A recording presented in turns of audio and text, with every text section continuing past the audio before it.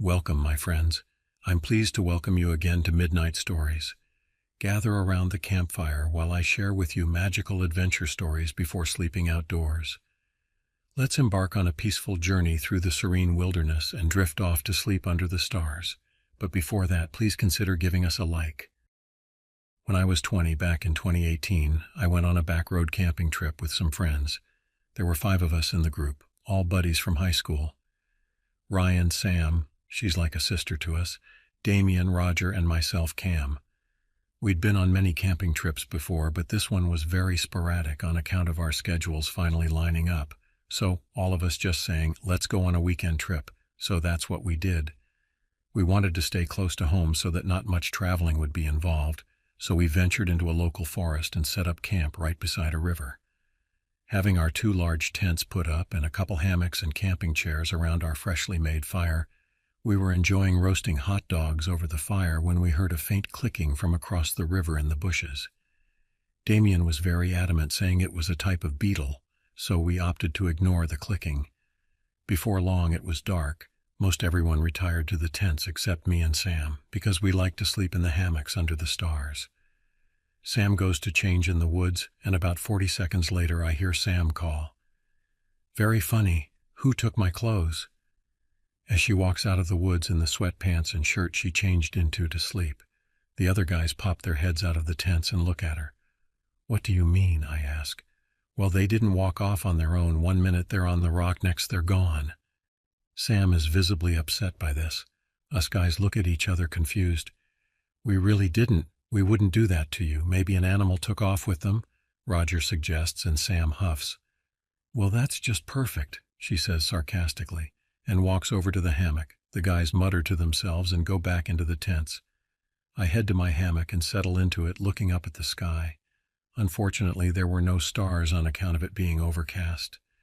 It was nice and warm, though. No need for anything but sweatpants, a shirt, and a pillow. I relaxed into sleep after a light chat with Sam about looking for her clothing tomorrow and joking about a bear wearing her blue jeans. I don't know what time it was, but it was very late when I woke. Looking around, I tried to see what had caused me to gain awareness because we had stayed up late, so I expected to wake up around 11 in the morning, not while it was still dark. Blinking the cobwebs from my eyes, I swung my legs out of the hammock and sat there for a minute, just staring into the darkness of the woods across the river. I thought I could see something floating down the center of it, and curious, I grabbed a flashlight from my rucksack and went over to check it out, shining the light at the bobbing object in the water. I could see red in the water, and what looked like a person face down. I held back a curse, stepping forward for a better look, and the person in the river seemed to resemble Sam. She must have went to the wood to relieve herself and fallen in, was my immediate thought, and I screamed out for help while jumping into the water, flashlight still in hand, to see where she was floating. The current was faster than I expected, and the river deeper than I thought, the slippery rocks making me crash through the water violently. But I managed to reach her and drag her towards the opposite bank, because it was closer than the one I had come from. I yanked her from the water and to the shore and started clearing her hair from her face, searching for her breath and any wounds she might have. I felt a faint breath coming from in and out her nose as I heard the rest of my friends arrive on the other side of the river, half asleep and shining flashlights at me, blinding me in the process. "Cam, who is that?" Ryan screams at me, starting to walk into the river himself while the others kept blinding me with their flashlights. "I think Sam fell into the river and bumped her head," I yelled back. "What do you mean I'm right here?" I hear Sam's voice from across the river, and my blood runs cold. She turns the flashlight to show herself. "Then who?" I stutter, and look down at the thing in my arms that looked to be Sam's twin and wearing clothes Sam was wearing from today, but not the sweatpants and shirt she had changed into to sleep. It took her clothes. A clicking noise emanates from its mouth like a laugh, and it opens its eyes. Its eyes look so bloodshot that they are almost black, like congealed blood had gathered around the iris, and this Sam was too pale. I try to scramble away from it, but it grabs my arm, squeezing its grimy fingernails into my skin as it rolls onto all fours. It starts pulling me. I fall onto my back and scream in terror. I'm not ashamed to say I think I pissed myself, but I'm not sure because I was soaked from the river. It had me at the tree line in seconds when I noticed my friends all had rushed across the river, yelling obscenities at the thing. Ryan got to me first on account of he was already making his way to me before, him grabbing my legs. Damien, Roger, and Sam seconds later also grabbing onto my legs. I was crying at this point from the pain. Ryan lets go of my legs when he's sure that the others have a wet but strong hold of me, and pulls out a pocket knife from his track pants, flipping it open and jamming it into the thing's forearm. It lets out a shrieking, clicking cry, and lets go skittering into the darkness on all fours. I felt like I was going to black out. My arm was covered in blood. My friends were hauling me up, dragging me back into the water, Roger putting pressure on my arm, and them all yelling at each other to get across the river and to the car and truck on the other side. We abandoned everything, even our phones and Damien's expensive camera in the tents, and drove straight to the hospital. We told the police what happened there, but they tried to reassure us it was just a crazy homeless woman who attacked us, but we know better. They offered to accompany us back to retrieve our stuff because they don't know where we camped on account of it being off the beaten track. But we refused. We never went back to that place, nor have we been camping since. The scars on my arm, a deathly reminder of how I narrowly died and was only saved by my friends. We all moved away from our hometown last year except for Ryan because he has too many family ties keeping him there. I hope one day I stop seeing the thing in my dreams taking the shape of my friends. Each nightmare it's a different friend trying to lure me into the woods. And hopefully I can stop flinching when I hear the click of a pen or anything that remotely sounds like the noise it emanated from its mouth. I am a 19-year-old non-binary person living in Ireland. I was born a female, which I believe may be part of the reason why this incident happened. Every summer for the last 3 years, I have gone to a week-long music camp. It's the best week of the summer every year, but this occurrence left me scared and confused for months. For my 18th birthday, I was given a yellow submarine-themed guitar case as I play guitar and ukulele, and was in need of a good case for the camp and general use. The town that I live in, which we'll call L, is roughly half an hour from the city, which we'll call D, where my mom works. It's also about 20 minutes from a town which we'll call R, which is key information that will come into play later. She gets the bus to and from D, and I usually meet her at the bus station when she comes in from work, to save my dad making 2 trips to and from home. During camp week, I walked from the youth club where I went every day afterwards to the bus station. I had my guitar, a bag, and my ukulele with me, and so was weighed down. When I reached the bus station where I was waiting for my mom, I put everything on the ground beside me and stood leaning against the fence with my earphones in. I was listening to music and looking at the ground as I'm an extremely socially anxious person and avoid contact with strangers like the plague. I was listening to my favorite band when I noticed the shadow of a person in front of me. Looking up, there was an older man in front of me. I awkwardly smiled and said hello, hoping that he would move along quickly so I could get back to listening to my music. No such luck. He began making conversation, and I was growing more and more anxious by the minute.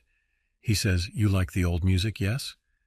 Eyeing up both my Beatles guitar case and various badges on my bag. Yeah, the Beatles are one of my favorite bands." He replied to this with, "Yeah, I thought so. I've seen you many times. You're always in the shopping center and standing here." Both of these statements are true. I have lots of Beatles photos and posters in my house in R. Would you like to come and see them?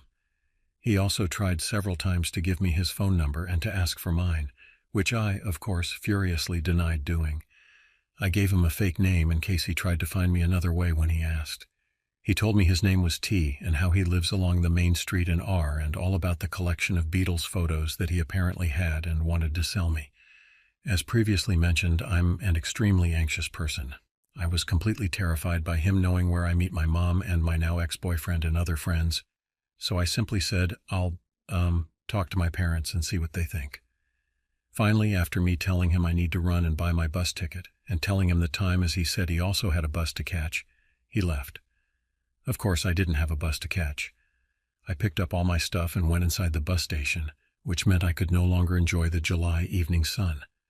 I usually walked from the youth club to the bus station alone, but I knew he would be there and was far too nervous to walk alone, so I told some of my male friends, and they walked with me down to the bus station for another couple of weeks. Yes, he may have genuinely trying to be friendly. However, knowing the places where I tend to be most often, as well as recognizing my guitar case and trying to get me to come to his house, is undeniably creepy. I still see him around all the time, and hope to goodness that he doesn't recognize me as I cut my hair from waist length to chin length since that happened. I went for what was going to be my first solo backpacking trip.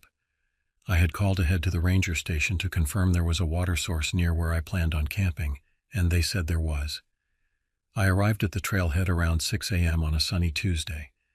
I wasn't the only car at the trailhead, but the Monument 83 trailhead is shared by the more popular Monument 78 trailhead, the Canada end of the Pacific Crest Trail.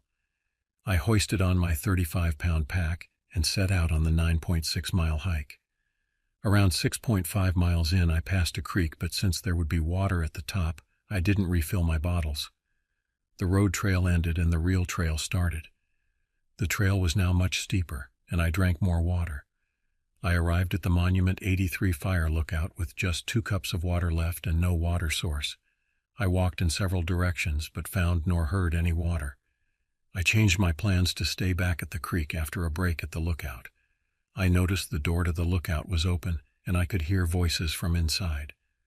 The lookout is for emergencies only, but since this was the year of the Farewell Creek fire and the entire sky to the southeast was black with smoke, I assumed someone was staffing it. I called out for permission to climb the tower. There was no response. I realized it wasn't voices I was hearing, but a radio repeater, and thought maybe the last people to visit the lookout had failed to close the door. I climbed the tower, but the trap door to the catwalk was closed. It wasn't locked, but it wouldn't budge. That meant it had to be blocked from above. I realized whoever was in the lookout likely didn't have permission to be there and obviously wasn't friendly. I became as quiet as possible as fear raced through me. It dawned on me I was a solo female hiker, unarmed, on a deserted trail and 9.6 miles from a road. I left very soon after that. I stopped at the water source to fill my bottles. I'd been rationing water for a while and then ran out and guzzled about 4 cups. I drank too quickly and immediately felt sick. I sat on a log while my stomach accepted the water and tried to figure out where to pitch the tent. As the nausea faded, the fear came back. I knew I had to get out of there. I was only 3 miles from the lookout, and whoever was up there could be at my camp in less than an hour. I imagined being awoken to my tent unzipping and knew I wouldn't be strong enough to fight off an attacker.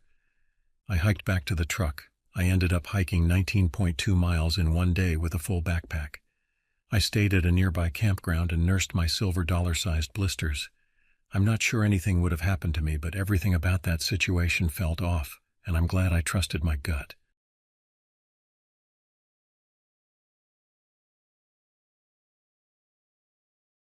This happened to me on July 9, 2008. We were in the Adirondacks, New York. Those mountains are a kind of wild that city folks like me rarely see. I'm an electrician by trade, name's Dalton Hayes. But that weekend it was all about getting away for the holiday, a rented cabin, some beers, and my friend Ezra since high school. The place was basic, tucked deep in the woods, right by a lake. Only way in was a rough dirt track barely fit for Ezra's beat-up pickup. We didn't care, like the isolation. Unloaded our gear, cracked open some drinks, soaking up the quiet. The perfect escape, at least we thought. That first night is when the atmosphere changed. A scratching sound at the window. Probably just a raccoon looking for scraps, we figured. But then came a thump against the back door that set us both on edge. Wrote it off as a fallen branch, though it sounded too heavy for that. Ezra joked maybe we had a Bigfoot fan out there trying to get our attention. We laughed it off, poured a couple more drinks to calm our nerves. Next morning the mood got darker. I woke with this feeling of eyes on me. Ezra swore he hadn't heard anything, hadn't slept well either, just blamed the cheap whiskey. Checked outside, found a deep gouge in the cabin wall and a half-eaten rabbit carcass a few yards away. We tried to dismiss it, maybe a bear, but something felt wrong. We spent the day swimming in the lake, keeping a half-hearted eye out for trouble. By evening, the tension was thick enough to choke on. The only good part was that beautiful sunset over the lake, all fiery orange and red. But when the last of the light faded, that's when things escalated. The snarling started low, a primal, guttural noise that didn't sound like any animal I knew. Then the thudding began, rhythmic blows against the walls. The door, like whatever was out there, was testing the cabin's defenses. We peered out through gaps in the curtains, trying to see what we were up against. Couldn't make out much, just a vague outline of a huge, bulky figure, and the moonlight glinting off what I can only describe as claws. Ezra cursed, fumbled in his bag, and came up with his father's old hunting rifle. I had zero experience with guns, but at that point, I'd have grabbed anything. We hunkered down as, recovering the door, me by the window, both hearts rattling like a box of nails. It was then that I saw it properly, as it lurched past the window under the porch light. Thing was massive, easily 7 feet tall, built like a linebacker gone feral. Its thick hide was dark, bristly, and its limbs had an inhuman twist to them. The head, God, that head still haunts me, muzzle blunt and wide, its eyes shining sickly yellow. It was like a bear mutated into something monstrous. The creature slammed into the door once, twice, splintering the wood. Ezra took a panicked shot through the gaps, the roar of the rifle deafening in the small room. Something howled outside, more pain than rage. We heard it retreating, heavy footsteps crashing through the underbrush and fading into the distance. Silence fell, but it wasn't comforting. In the moonlight, we saw the blood staining the porch. We'd wounded it and raged it. Our cabin now felt more like a flimsy trap than a safe haven. Ezra looked at me, determination battling fear in his eyes. "We're leaving," he gritted out. "At dawn, we run for the truck. It's our only chance." Sleep was impossible. Every creak, every rustle of leaves had us on our feet, rifles shaking in my sweaty hands. As the first pale light broke, we made a break for it. Each step was agony, expecting our attacker to pounce from the trees. We sprinted for the truck, fumbling with the keys. The engine roared to life. I thought we had it, a mad, desperate hope flaring up.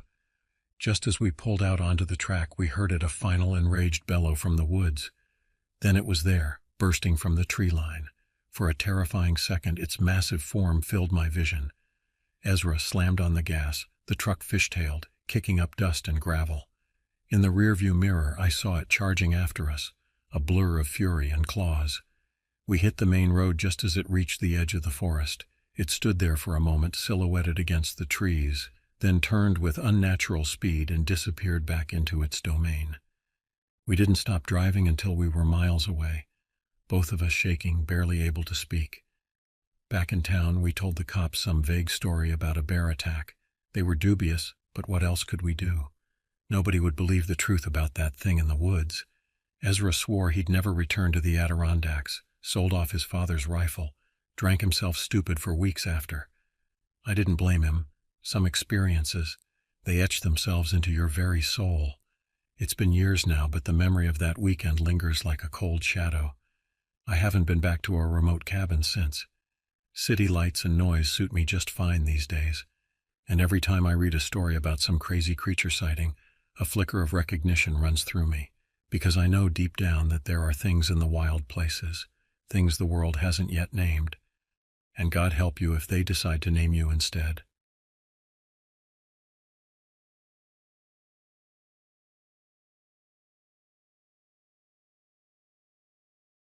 This was in 1992. While there, Aaron's dad called and told him that some land that belonged to some people they knew was finally going to go up for sale. These people's grandparents or someone had finally passed on, and they had been waiting to settle things with other family members before they could sell the property. Well, now things were settled and they were about to sell it. And they said since they knew his parents, they'd cut a deal if Aaron bought it so they could skip the hassle of selling. There were people at the property that day, they said, but after that, they didn't know when they'd be back. They lived in Pittsburgh. By the way, this land was near the Pennsylvania and West Virginia borders. It was only about 40 miles from where I lived in West Virginia, so we hopped in my truck and headed to the property. We did get a little lost, but we eventually found it. Remember, this was 1992, so no Google Maps, just directions written on the back of an envelope and a big book road atlas. We got there, and we did talk with the man and woman that were there. We took some time and looked over the house, and it was pretty much in the shape you'd expect. It was rural, and the people that had lived there hadn't done much upkeep the last 10 years of their lives due to sickness, and then it had sat empty for almost a year after they had passed on. But the house had good structure, and it mostly just needed cosmetic work, so Aaron was interested. When we came back out of the house, the skies were just beginning to cloud up. We had been in the house maybe 20 minutes or so, but it was a big noticeable difference in the air than when we went in. We still wanted to look at the land, so we decided we had better hurry. The man told us that the property had recently been surveyed because there were other relatives that lived over on the next property, and there had been a long-running dispute about where the property line was long before their family member passed on, which is part of what held up the settling of the estate and the sale of the land. He then told us that after the surveyors had left, they had gone out and placed very visible neon orange spray paint marks on the trees inside the property line. These marks were double rings around the entire trees, and they were about 6 feet in the air. He said what he did was he held up his arm, walked around the tree spraying the paint in a big circle, then repeated it just a few inches lower. Now he was probably 6 feet tall, so these rings may have been taller than that, of course. He said he spaced them out so when you stood next to one, you would see the next one on the horizon. So we started at the low point of the eastern edge of the property. We could see those neon orange paint rings clear as day. He wasn't kidding. You could see them a long way in the forest. We followed them all around the perimeter of the property with no trouble. We came down the far side of the property, and we decided to walk diagonally up the hill to the farthest point of the land, then crisscross in the opposite direction to the next hill, which was still part of the property. We wanted to look at the interior of the land and down into the low point between the hills, which we just couldn't see from walking the perimeters. I should add that the lay of this land was flat where the house was, up near the road. From there it started going up a hill that was heavily wooded, then it went back down over that hill and up over across the next top of the next hill. I believe it was somewhere around 84 acres total. We began walking diagonally, and we kept walking and walking and walking some more. We finally stopped at one point because we both knew that somehow we had to have missed the property-marked trees. We just couldn't figure out how, as they were never spaced that far apart. And that neon orange paint, I'm telling you, it fluoresced brightly, and it caught your attention from very far away. We decided it was time to turn back, and we stood at the top of the second hill, or what we thought was the second hill, and we found a point to look back and down through the trees to gauge where we were at. But something was wrong. It didn't look like the same land that we had just walked through. Just hear me out on this. I know this sounds crazy, but I'm going to tell it to you the only way I know how, which is how we experienced it. Now the whole time, the skies above us had been getting darker and darker, and we were sure it was just about to let loose with a storm any minute. Now, at the exact moment that we turned around to go back, I said the land looked different, right? Well, it did. I looked over at Aaron, and I saw it on his face, too. He could feel something was wrong. We were not some city boys. We did not get lost in the woods. We grew up in the woods. We played ditch out in the woods with friends in the darkness, and we never got lost. We knew to take note of the land as we went along, especially if it was land we were unfamiliar with. And we both had been doing that all along. But what I saw when we turned around, I'm telling you, it was not the same terrain we had just walked through. The land I looked down on now, thicker with tree growth. I saw at once that many of the trees I saw did not seem to be the types of trees we had just walked through. The land we walked through had been mostly aspen, locust, hemlocks, and pine trees, and they weren't ancient old-growth trees either. But the trees I was looking down on now, they were huge towering oaks, cedars, hickory, and poplars. It was a very different landscape altogether.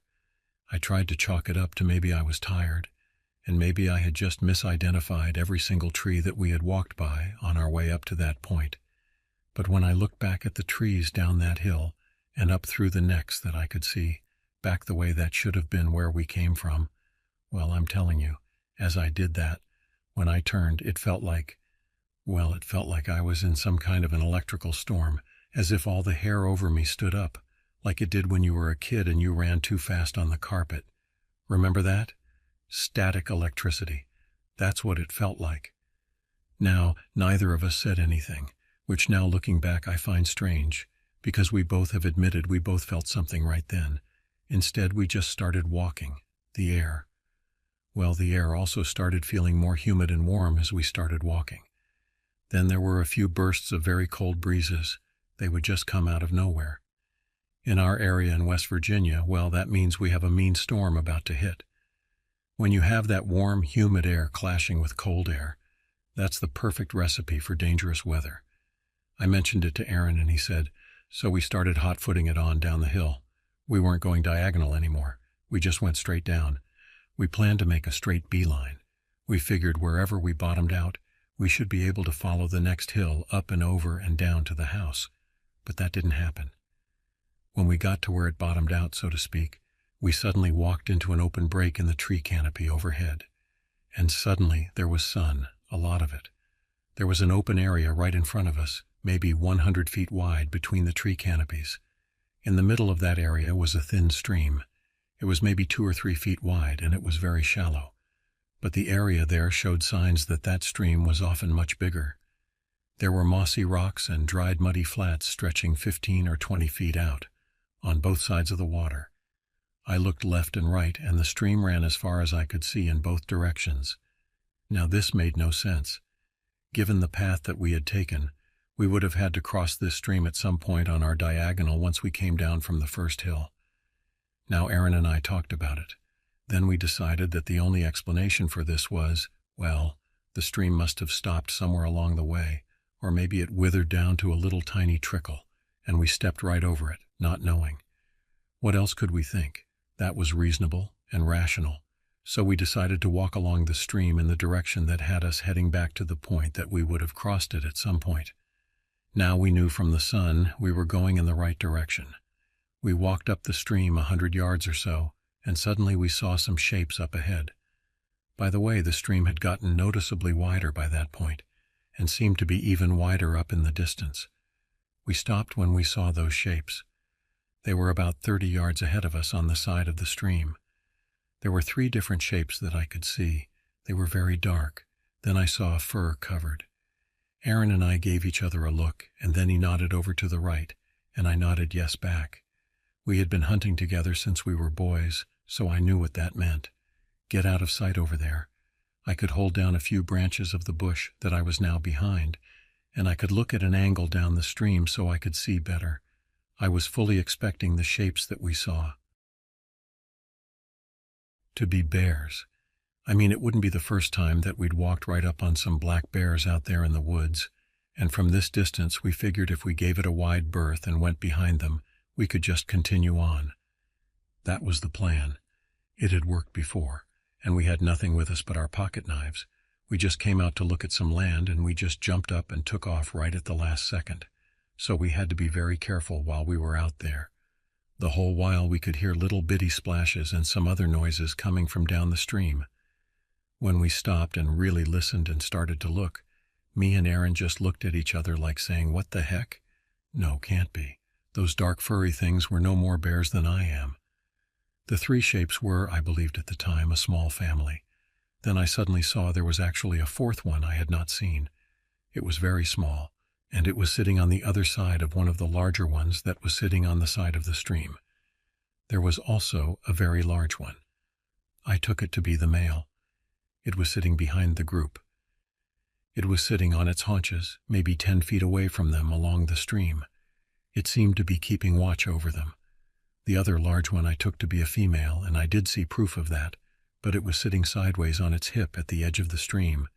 It was leaning over, keeping a hold on the 3rd one, which was larger than the smaller one that was sitting by her, but it still wasn't even 1/3 of the female's size. It was a juvenile, but older than the other one. It was sitting in the stream, sitting in the water that seemed to come all the way up to its chest. It was splashing and playing as the female rubbed water all over its fur. I guess it was washing it. I was mesmerized watching this. I took a look over at Aaron, and he was just staring at the little group in fascination too. I could still hear splashing, and then I heard a shrieking noise like I had never heard. It rattled in my ears and my chest. It was awful. I swear it sounded like, well, like something from a dinosaur movie. Whatever it was, it startled the little group at the stream as well. The female yanked the juvenile out of the water and scooped up the little one with the other arm. The male was on his feet in half a second and had a large club now in his hands. It must have been right beside him the whole time. He pushed the female and the little ones behind him into the darkness under the trees. I thought, well, okay, that's that. Whatever they are, they're gone now. I didn't know what had just happened, but I signaled to Aaron to get ready to move. I was going to give them some time to get gone. Then I wanted to keep moving in the direction we needed to go, but that didn't happen. Just when we were about to move, the little group came right back out. I guess the male decided the threat was now gone, but he stayed on his feet and kept looking around. He seemed especially focused on the opposite side of the opening, up in the trees on that side.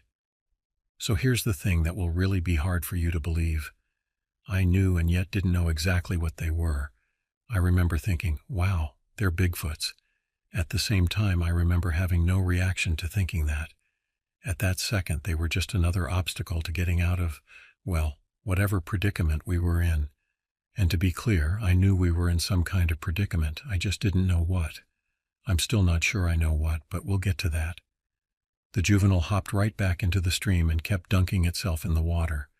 I'm not sure it was only playing, maybe it really had gotten into something. The female took the tiny one now and held it by its long arms and started doing an upside daisy motion with its legs into the water.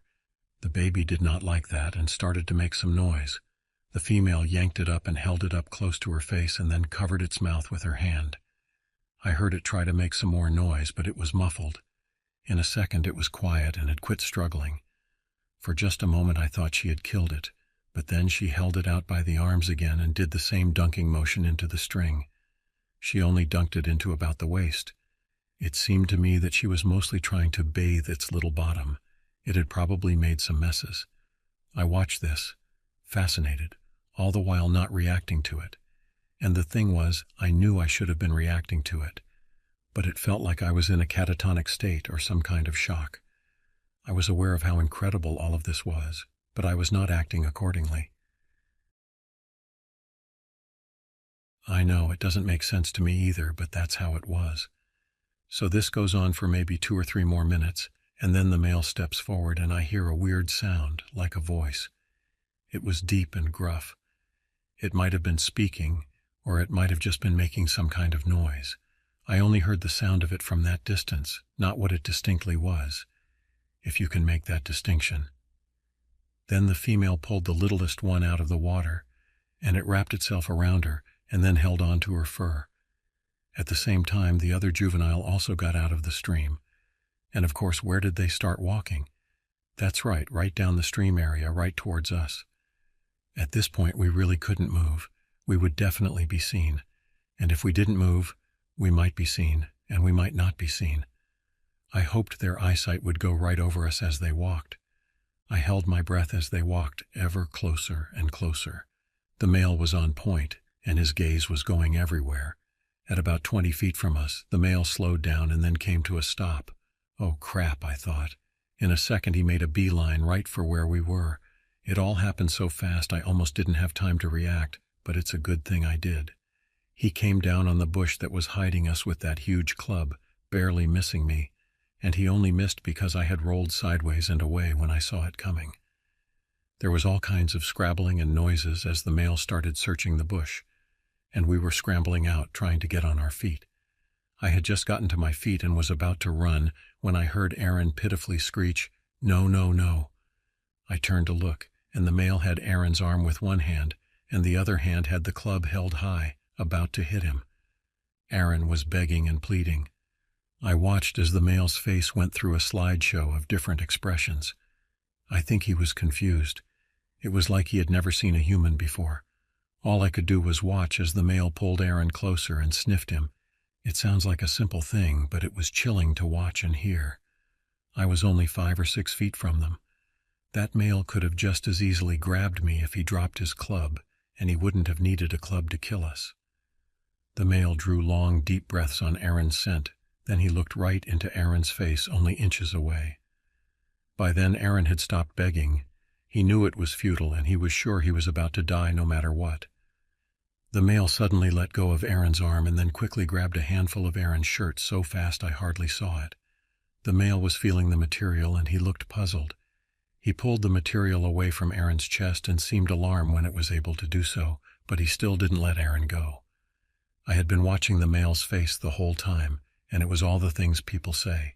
It was more human than animal, but at the same time there was something in his reddish-brown eyes that seemed distant and animal-like, more than human-like. I didn't see human intelligence in it. The eyes were rounded in the middle, but then pulled to almond points at each end, and there was white around the middle of the eyes, which were colored a reddish-brown. They were the color of old red ink, not shiny, but they were brown-hued and red all at once. The brow bone was very large, and the jaws had a powerful look to them, and they sat low on the collarbone and chest. The head was rounded and slanted upward. It was large as Bigfoot seemed to be.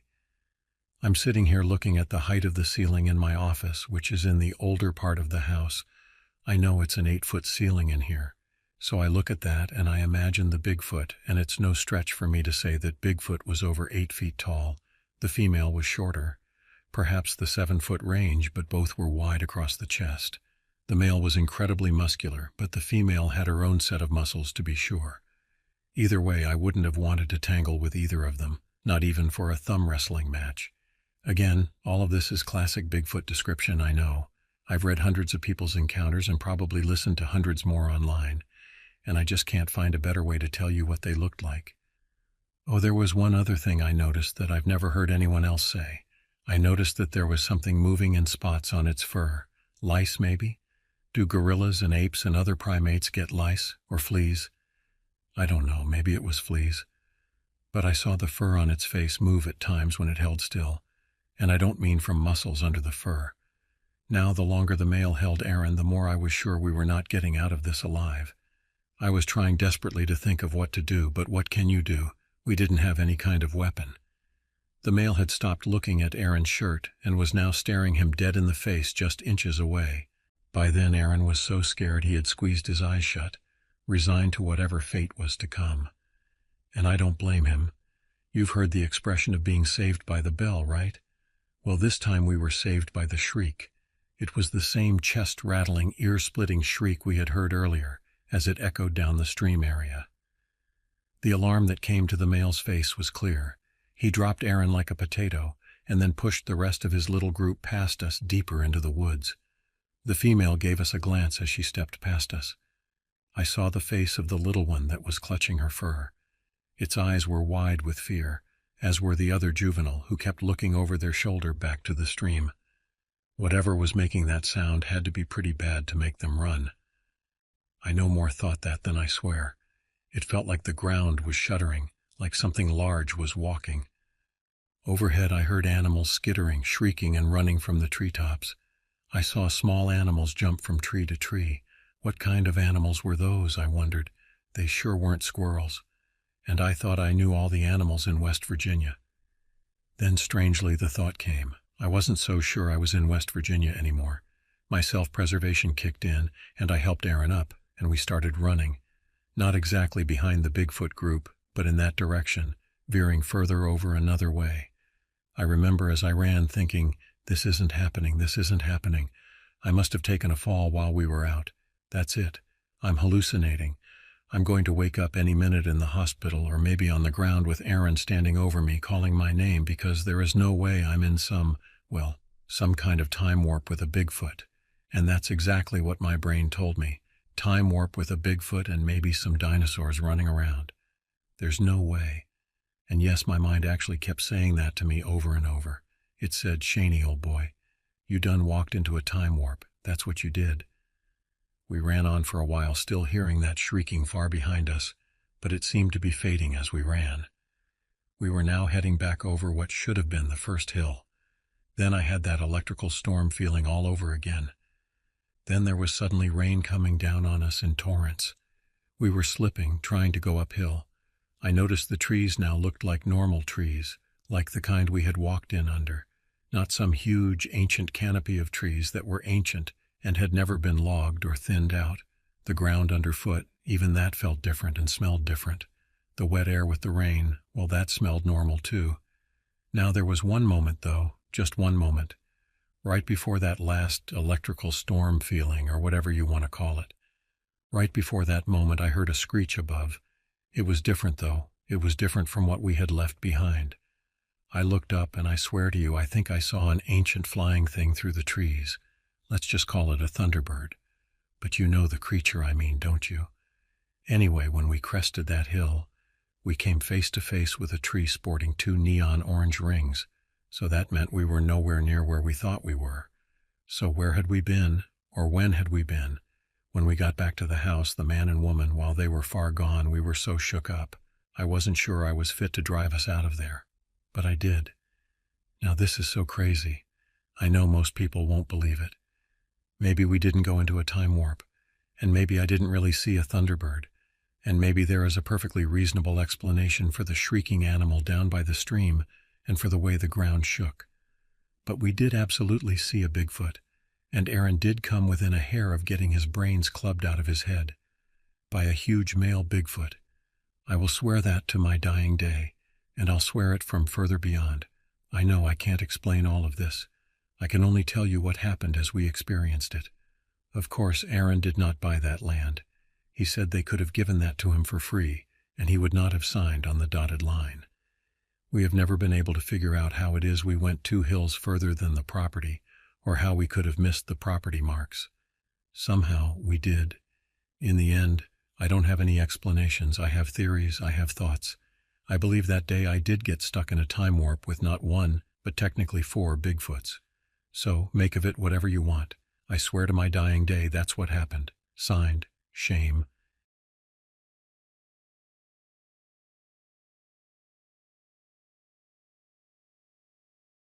Last year, me and my buddy Caleb were knocking around the country for a while. You know those aimless road trips after college where you just pile all your camping gear into the back of a beat-up SUV and try your luck on the open road? It was kinda like that, only there hadn't been any college for either of us. See, Caleb grew up on his family farm in the middle of nowhere, Iowa, and me? Don't ask where I'm from originally, that's another story. Anyway, we found odd jobs through summer, then headed down south by the time the leaves started turning. This particular stretch of road was in New Mexico high desert scrub, red dust swirling around in mountains that didn't get close enough to touch. We'd been heading to check out some national park, but Caleb, always in tune with the spiritual side of things, saw a weathered signpost for Masonic Springs, a dirt road detour into what looked like absolute nothingness. He grinned and swerved onto it, and I let him half asleep in the passenger seat. About an hour jolting along that dirt track, I started seeing things. Not mirages, buildings, kind of. Squat, weathered adobe structures, half sunken into the landscape. Whoa, stop, I said, and Caleb pulled over, that same knowing look on his face.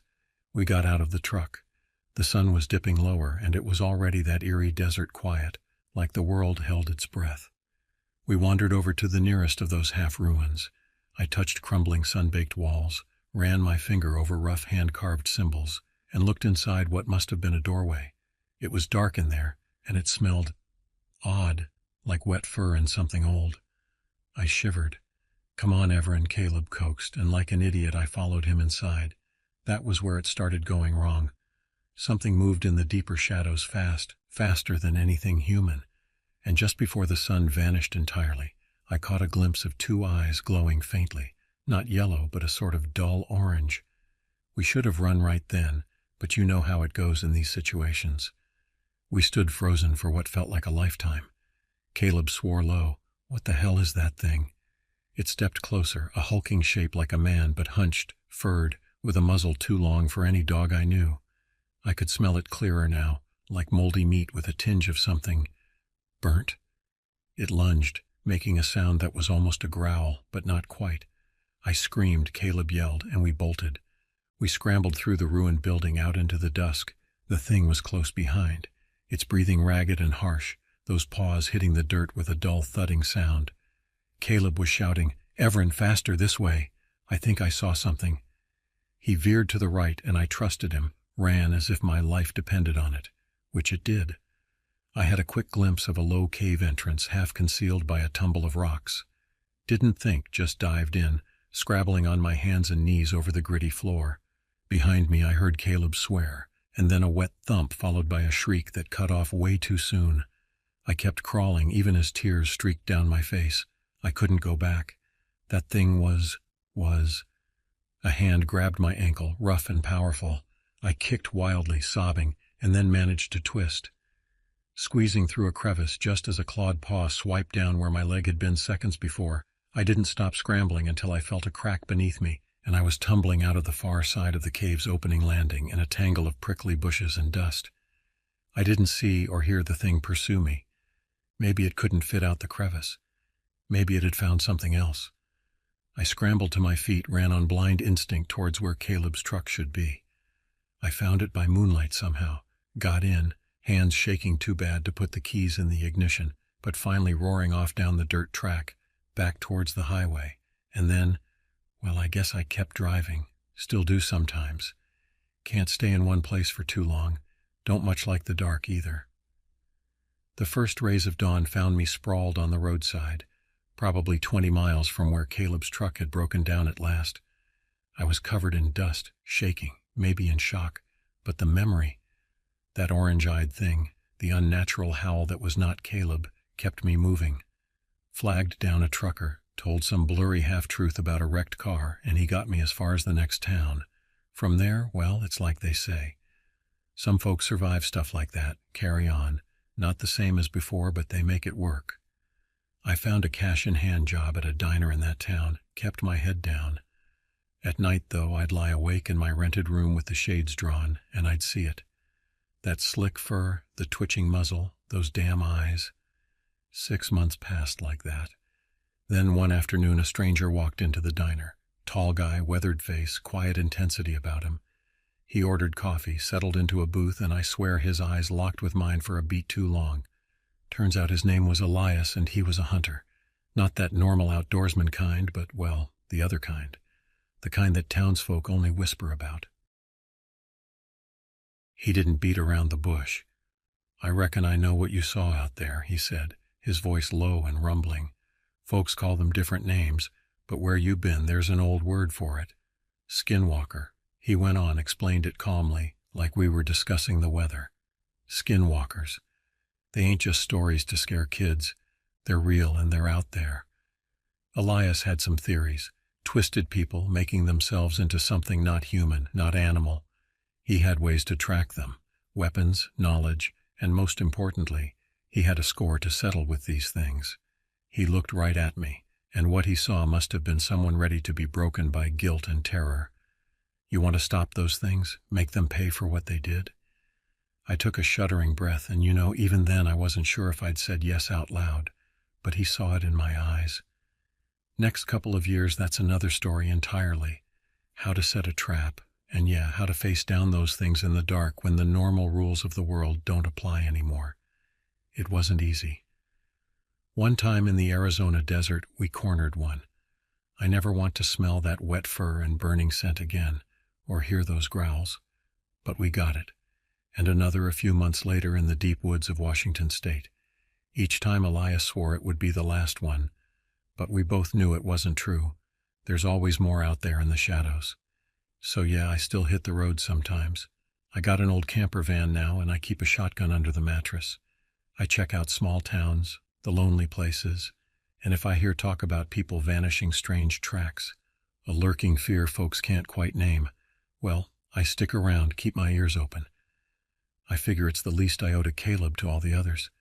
It's my redemption, or maybe my punishment, but it's mine. And if I'm being really honest, there's something else too. We took down a few, but I know there's more of those skinwalkers lurking out there with their orange eyes, their hunger for things they shouldn't be hungry for. And deep down, there's a tiny part of me that's looking for one in particular, the one that started it all back in that New Mexico desert. Someday maybe I'll find it.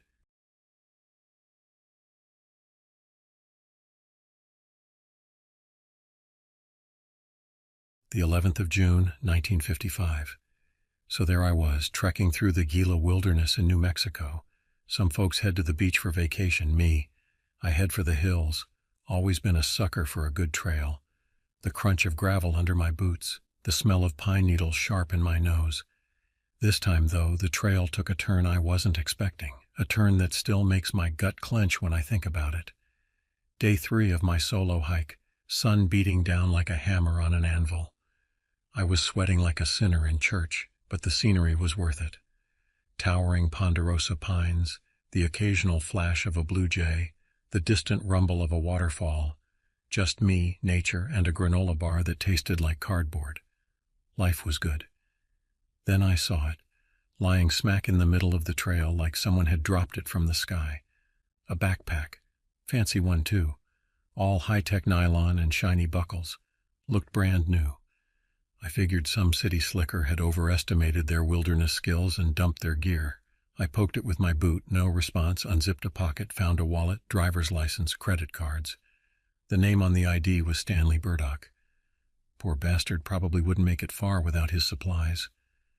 I slung the pack over my shoulder, figuring I'd drop it off at the ranger station when I got back to civilization, added a good 10 pounds to my load, but hey, good karma, right? A couple hours later I came across something else unexpected. A campsite tucked away under a cluster of Douglas firs. Tent was ripped to shreds, sleeping bag torn open like a gutted fish, and there lying next to a cold campfire was Stanley Burdock, or what was left of him. Never seen anything like it. Half his face was gone, like something had taken a bite out of a watermelon. Clothes were ripped, limbs twisted at unnatural angles. I didn't stick around to examine the details, just threw up my granola bar and hightailed it out of there. Ran until my lungs burned and my legs screamed for mercy. Finally collapsed by a stream, gasping for breath, heart trying to break out of my chest. What the hell had happened to that guy? Bear, mountain lion, or something worse? I didn't sleep much that night. Kept seeing Burdock's face, or what was left of it. Every rustle in the leaves, every snap of a twig, had me jumping like a scared rabbit. Come morning, I was a wreck. Decided to cut my trip short and head back to the ranger station. Trail seemed longer on the way back. Every shadow looked like a monster. Every gust of wind sounded like a scream. By the time I reached the ranger station, I was ready to kiss the ground. Ranger, a grizzled old guy named Bill, listened to my story with a stony face. "We've had reports of missing hikers," he said, voice rough as sandpaper. "Search parties haven't found a thing." He took Burdock's wallet and gave me a long, hard look. "You sure you didn't see anything else? Hear anything? Just something moving in the bushes?" I lied. Didn't want to sound like a lunatic talking about monsters in the woods. Bill nodded slowly. "Stay here," he said. "Sheriff's on his way." Sheriff turned out to be a young woman, Deputy Ramona Garza. Sharp eyes, sharper questions. I told her the same story, leaving out the part about the moving bushes. "We'll take care of the body," she said. "You head on home, son, and maybe stick to city parks from now on." I wanted to tell her about the fear that still gnawed at my gut, the feeling that something was out there, watching, waiting, but I just nodded and walked away. Back in the city, tried to forget about the Gila wilderness, went back to work, back to my routine. But Burdock's face haunted my dreams, the ripped tent, the mangled body, and the backpack. I still had it, sitting in the corner of my apartment like a ticking time bomb. Finally, after a week of sleepless nights, I decided to take a look inside. Maybe there was something, anything that could explain what happened to Burdock. A clue, a note, a map to buried treasure. Instead, I found a journal. The entries were short, cryptic, written in a hurried scrawl. The first few pages were just notes about the hike, the scenery, the wildlife. Then the tone changed. "Something's watching me," Burdock had written. "I hear it at night, moving in the trees. See its eyes reflecting in the moonlight. It's not a bear, not a mountain lion, something else." The next entry was even more disturbing. "It's getting closer. I can smell it now. A foul, rotten stench, like death itself." The final entry was just one sentence. God help me. I slammed the journal shut, my heart pounding like a drum solo. Whatever had stalked Burdock, whatever had ripped him apart was real, and it was out there somewhere in the Gila wilderness.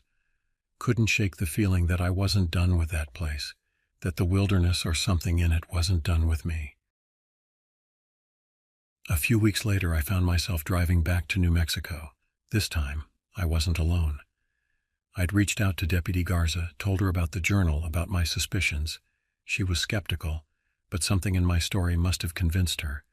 She'd pulled some strings, gotten us permission to go back into the Gila wilderness to search for answers. We started at Burdock's campsite. The ripped tent and scattered gear were still there, a grim reminder of what had happened. Garza took photos, collected evidence, while I tried not to lose my lunch. Whatever did this was strong, she said, examining a torn piece of fabric, and it had claws. We followed the trail Burdock had taken, searching for any sign of the creature. We found tracks, large ones, unlike anything I'd ever seen. They looked almost human, but with elongated toes and deep claw marks. "Could be a bear," Garza said, but I could hear the doubt in her voice. As we went deeper into the wilderness, the feeling of being watched intensified. The air grew thick with an oppressive silence, broken only by the sound of our own footsteps and the occasional cry of a hawk. We found another campsite, abandoned. This one belonged to a young couple hikers reported missing a month earlier. Their tent was ripped open, their belongings scattered, no bodies, but plenty of blood. Garza's face was grim. "This isn't just an animal attack," she said. "This is something else." We pressed on, following the trail of destruction, found more abandoned campsites, more signs of violence. The creature, whatever it was getting bolder. Then, one evening as we were setting up camp, we heard it. A low growl, deep in the woods. Garza and I exchanged a look. We both knew what it was. We grabbed our rifles, backs pressed against a giant redwood, hearts hammering in our chests. The growling grew louder, closer. Then we saw it. It emerged from the shadows, a hulking figure that seemed to blend with the darkness. It was tall, easily over 7 feet, with long, muscular limbs and a thick neck. Its skin was dark, leathery, covered in patches of coarse hair. Its face, it was a nightmare.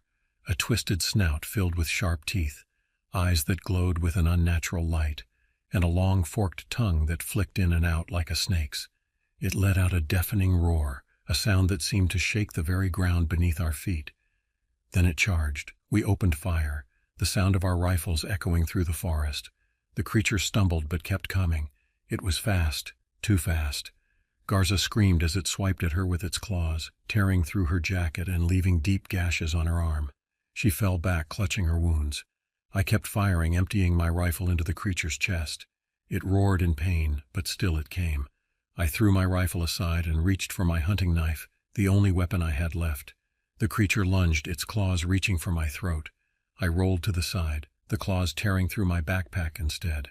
I scrambled to my feet, adrenaline pumping through my veins. The creature turned, its eyes fixed on me. It was wounded, blood dripping from its chest, but it was far from defeated. I gripped my knife, ready to fight. This was it, me against the monster. "Come on, you son of a bitch," I growled. "Let's finish this." The creature let out a low growl and charged again, its claws outstretched. I raised my knife, ready to meet its attack. A guttural roar fills the air. The creature lunges, its claws slashing through the air. I brace for the impact, the searing pain, but it never comes. A thunderous boom shakes the ground. The creature stumbles back, a dark hole blossoming on its chest. Garza, her face contorted in pain, stands behind it, her smoking revolver pointed at the beast. It lets out a final ear-splitting shriek, then crumples to the ground, lifeless. We stand there, panting, staring at the fallen creature, the silence broken only by the chirping of crickets and the distant howl of a coyote. Garza lowers her gun, her hand trembling. That was too close," she says, her voice hoarse. "You saved my life," I say, my voice barely a whisper. She nods, then winces as she examines the wounds on her arm. "We need to get out of here," she says. "Get you some medical attention." We limp back to the ranger station, the weight of what we've seen pressing down on us. Bill, the ranger, stares at us with wide eyes as we recount our encounter. He doesn't question our story, not with Garza's wounds and the bloody claw marks on my backpack as evidence. He radios for help, and soon the Gila wilderness is swarming with park rangers, police officers, and even a few military personnel. They find the creature's body, along with the remains of its victims. The news spreads like wildfire, turning our quiet corner of New Mexico into a media circus. Garza and I are hailed as heroes, but the title feels hollow. We've seen things that will haunt us forever, things that no amount of praise can erase. We've looked into the eyes of a monster, and the memory of its dark, insatiable hunger will forever be etched into our minds. The creature is studied, dissected, analyzed. Experts from all over the country come to examine it, but no one can say for sure what it is. Some speculate it's a mutated bear, others a new species altogether. A few even whisper of government experiments gone wrong. Whatever it is, one thing is clear. It's unlike anything ever seen before. The Hella Wilderness is closed off to the public, deemed too dangerous. Search parties comb the area, looking for any sign of other creatures, but they find nothing. The monster we encountered appears to have been a lone predator. Garza and I recover from our injuries, but the scars remain, both physical and mental. We both leave the force, unable to face the darkness we've seen. We go our separate ways, trying to rebuild our lives, to find some semblance of normalcy. But the memories linger, the growls in the night, the stench of death, the feeling of being watched. We know that the wilderness holds secrets, dark and ancient, and that some things are best left undisturbed. Years later, I find myself drawn back to the Hella Wilderness. The area is still closed to the public, but I manage to convince a park ranger to let me in. I stand at the edge of the forest, the wind whispering through the trees, the sun casting long shadows on the ground. I look out at the vast expanse of wilderness, and I can't help but feel a sense of awe and dread. This is where it happened, where I faced my fears and stared death in the face. This is where I learned that the world is a darker, more dangerous place than I ever imagined. And as I turn to leave, I hear a faint sound, a low growl that sends shivers down my spine. I glance back at the forest, but I see nothing, just the trees, the shadows, and the secrets they hold.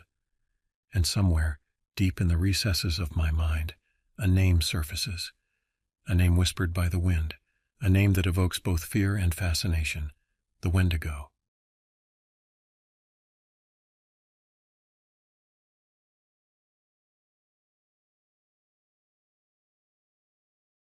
My name is Jacob Hernandez, and I am 35 years old, and this happened to me in August of 2000. Been working as a ranger in the Adirondack Park for most of my adult life. It's hard not to fall in love with the place. The tangled green mountains, the lakes like mirrors under the vast sky. Sure, you get the occasional bear encounter, maybe a lost hiker every now and then, but nothing the standard training doesn't prepare you for. Nothing like this. It started with the Wallace family, 2 parents, 3 kids, and a golden retriever that was more enthusiasm than brains. They booked a cabin for a week, planning to do some light hiking, fishing, the usual wholesome family fun. When they didn't check out as scheduled, a routine search was put into motion. My partner Ben and I were assigned their route, a short looped trail around a particularly scenic lake, nothing that would usually cause trouble. By the time we reached the trailhead, though, that familiar prickle of unease crawled up my spine. The Wallace's minivan was still parked at the lot, looking oddly out of place amidst the towering pines. The golden retriever sat in the back, staring out with a mournful whine, echoing my own thoughts. We split up to search the surrounding area, combing through the brush with a growing sense of dread. That was when I found her. The youngest Wallace kid, a girl, maybe 7 or 8 years old. She was half hidden beneath a pile of leaves, her face pale and tear-streaked. I called out to Ben, dropping to my knees beside her. At first she just whimpered, clutching a tattered stuffed rabbit. Then her words spilled out in a panicked rush. The monster, it took them, in the trees. Her voice trailed off into a sob. I questioned her gently but urgently. The story came out piecemeal, a jumbled tale of shadows in the woods, guttural noises, and the heart-wrenching screams of her family as they were dragged into the undergrowth. Her description was vague, filtered through the eyes of a terrified child, but 2 words stuck out, big and furry. Ben joined us, his face grim. We radioed for backup, securing the area. There was no trace of the rest of the Wallace family, not a scrap of clothing or a single drop of blood. It was as though they vanished into thin air. The aftermath was a mess. The official explanation was a bear attack, but the complete lack of evidence, coupled with the child's terrified account, churned the rumor mill. Stories spread among the locals, hushed whispers about a creature lurking in the woods. I dismissed the talk at first, but that flicker of doubt, it had taken root in the pit of my stomach. There was no logical explanation for what happened to the Wallace family, and that left the door open to the impossible. My next patrol after that was different. Every snap of a twig made me jump. I scanned the tree line, half expecting to see a hulking shape watching me from the shadows. Ben noticed the change in me, the tension I couldn't shake. He chalked it up to the stress of the case, but he also started watching the woods a little more warily. One afternoon, we stumbled across something that made our blood run cold. Tracks imprinted in the soft earth beside a creek. They were huge, far larger than any bear print I'd ever seen, with long curved claw marks gouging deep into the mud. And there was something else, something chillingly familiar in their inhuman, vaguely bipedal shape. We radioed for a forensics team, but by the time they arrived, a heavy rainfall had washed away the tracks. The photos and plaster casts ended up locked away in a filing cabinet somewhere, labeled inconclusive. Officially, the case of the Wallace family went cold, but Ben and we weren't so sure anymore. We started taking patrols together, refusing to be caught out alone with whatever was lurking in those woods. We kept an eye on the local chatter, listening for any sightings or missing person reports that fit the emerging pattern, people vanishing without a trace near the forest edge. One gray, drizzly morning, news came of another disappearance.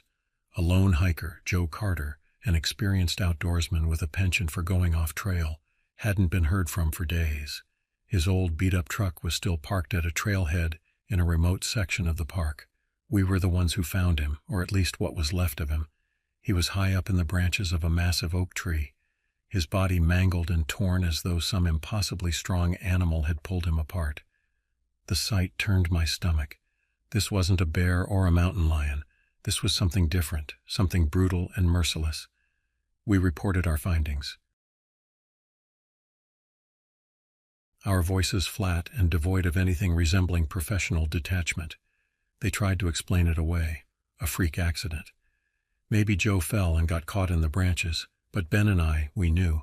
The same creature that had taken the Wallace family was still out there. It was hunting.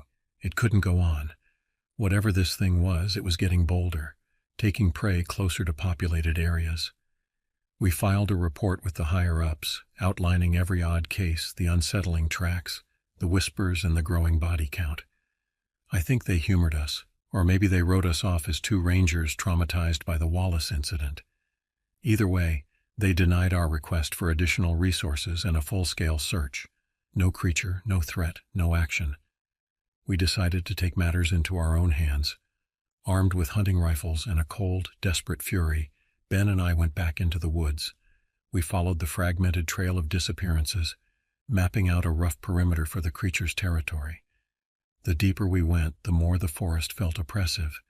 It was too silent, even the bird's song eerily absent, as though the wilderness itself was holding its breath. And then we saw it, a hulking shape half obscured by the tangled undergrowth, moving with a terrifying grace.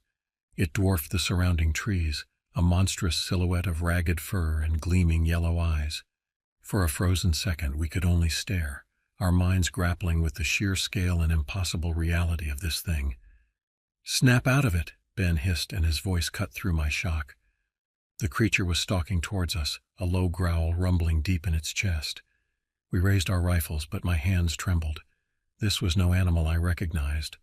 Logic and training crumbled in the face of its sheer unnaturalness.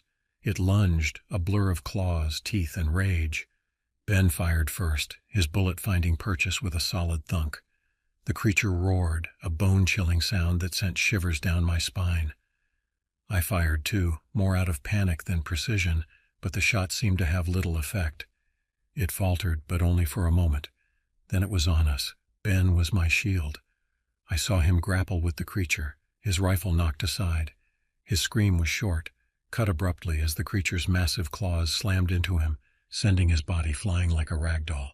He landed with a sickening thud, his body crumpling at a grotesque angle. "Ben!" The name tore from my throat. Blind fury replaced the fear, and I fired at the creature, emptying my rifle with desperate abandon.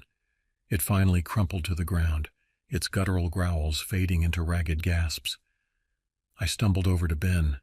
He couldn't answer, his eyes wide and filled with both pain and a terrible understanding. I pressed my hands to the gaping wound in his side, a futile attempt to stop the relentless flow of blood.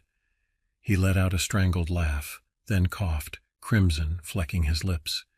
He rasped out, his gaze fixed on the unmoving form of the creature. I wanted to deny it, to tell him we'd get him out of here, that everything would be all right. But the lies died on my tongue. There was no help coming, not in time to save him, not in time to save any of us from the chilling knowledge that we were no longer at the top of the food chain. With trembling hands, I reloaded my rifle. The creature was still alive, its breathing labored. There was a flicker of dark awareness in its yellow eyes as it watched me. It knew, as we did, that this was far from over. I raised the rifle, a grim finality settling over me. The report of the gunshot echoed into a terrible silence. Ben closed his eyes, a single tear escaping the corner. I stood above him, the rifle clutched in my numb hands, and waited. The forest closed in around the clearing, holding its breath for whatever would emerge next. I didn't wait for backup. The next morning, battered and exhausted, I stumbled into the ranger station, my report a garbled jumble of half-truths, and the grim reality that would never make it into any official record. I don't know if they believed me. Don't know if they simply thought grief and trauma had broken me. Either way, I was quietly shuffled off to mandatory counseling and desk duty. No one spoke of Ben or the creature in the woods. His death was just another ranger lost to the wilderness. A year later, I quit the service. Couldn't face the trees the same way, the comforting familiarity replaced by a lurking dread. I couldn't forget the creature, its impossible size and those knowing, malevolent eyes. They said it was PTSD, the haunting echoes of that day in the clearing. Maybe it was. I moved to the city, trying to find solace in the anonymity of crowds, the relentless drone of traffic erasing the eerie silence of the forest. It helps most days, but there are nights when I wake gasping for air. The echo of that chilling roar ringing in my ears, my eyes wide in the darkness as I search for the monstrous shape lurking just beyond the window. The truth, the terrifying, impossible truth, has become my solitary burden. I saw the creature, tracked it, watched as it slaughtered those unlucky enough to cross its path. I fought it, and I lost. The Adirondack Park still looks the same on a map, a sprawling expanse of green amidst the bustle of the Northeast, but I know what lurks in its deepest, most ancient depths. They try to write it off, dismiss the missing persons, the whispered tales, blame it on bears, explain it away with convenient half-truths. But those of us who've seen it, we know better. Some nights I think about going back. There's a kind of grim satisfaction in the idea of facing down the monster, of going down fighting instead of cowering on the fringes of civilization. I keep a hunting rifle stashed in my closet, a constant reminder of the unfinished business out there. One day maybe I'll return to the forest, not as a ranger, bound by protocols and bureaucracy, but as a hunter, or perhaps as prey. The thought sends a jolt through me, a twisted mix of terror and grim determination. There are battles fought outside the realm of official reports, monstrous truths that lurk in the hidden corners of the world. When I face the creature again, it won't be on their terms. It'll be on mine. Until then, I walk the city streets, another face swallowed by the urban sprawl. I look normal, unremarkable, the same as any other passerby. But beneath the surface, I'm the harbinger of a chilling truth, the battle-scarred veteran of a silent war humans were never meant to wage. They can close the parks, silence the stories, and try to sweep it all under the rug of normalcy. But the creature is still out there, and deep down a part of me knows this isn't over.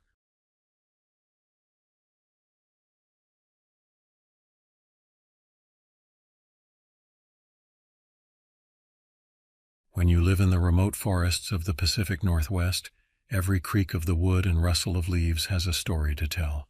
I should know. I've spent most of my life among these ancient trees. My name is Hank Lawson, and for over 30 years I've called this forest my home. My cabin, a humble structure made of logs and memories, sits near a secluded river bend where the water flows slow and silent, like a secret whispered in the night. It was the summer of 1980, and the sun was setting later and later, casting long shadows that danced eerily through the woods. I was out chopping wood, a routine task that had become almost meditative. The rhythmic thwack of the axe against the log, the scent of pine, and the distant hoot of an owl were my companions. Life out here was simple, predictable, until it wasn't. I first noticed the changes when my dog Rufus started acting strange. He was a sturdy German shepherd, fearless and loyal. But lately he'd been refusing to go into the forest, preferring to stay close to the cabin, growling at the tree line. I brushed it off, thinking he was just getting old. But then I started hearing things too. It was subtle at first, branches snapping, the feeling of being watched. I chalked it up to my imagination running wild. But one evening, as the sun dipped below the horizon, I heard something that made my blood run cold. A scream. Not the kind you'd expect from an animal, but a human scream filled with terror and agony. I grabbed my shotgun and flashlight and, with Rufus at my side, ventured into the forest. The scream had come from deeper within, near an old abandoned mine shaft. I moved quickly, my boots crunching on the forest floor, the flashlight beam cutting through the darkness. Rufus stayed close, his ears perked, a low whine escaping his throat. When we reached the mine, everything was eerily quiet. The entrance was overgrown with ivy, a gaping maw that seemed to swallow the light. I called out, "Hello? Is anyone there?" My voice echoed back, mocking my fear. I took a step forward, but Rufus barked and blocked my path. He wasn't going any further, and I wasn't about to force him. Reluctantly, I turned back, the uneasy feeling gnawing at my gut. That night, I barely slept. I kept my shotgun by my side, listening to every sound the forest made. The next morning, I decided to visit my closest neighbor, Carl Thompson, who lived about 5 miles away. Carl was a retired cop, tough as nails and sharp as a tack. If anyone could help me make sense of this, it was him. Carl greeted me with a firm handshake and a wary look. As I recounted the previous night's events, his expression grew more serious. "You're not the first to hear those screams, Hank," he said, leaning back in his chair. "There's been talk of disappearances around here for years. Folks go missing and the forest keeps its secrets. We decided to investigate the mine together. Carl brought his old service revolver and I had my shotgun. Rufus stayed behind, too spooked to come along. As we approached the mine, the air grew colder and the forest seemed to hold its breath. We stepped inside, the beams of our flashlights cutting through the darkness. The mine was a labyrinth of tunnels and shafts, some of which had collapsed over the years. We moved carefully, the silence oppressive. Then we found it, a makeshift camp, hidden in one of the larger chambers.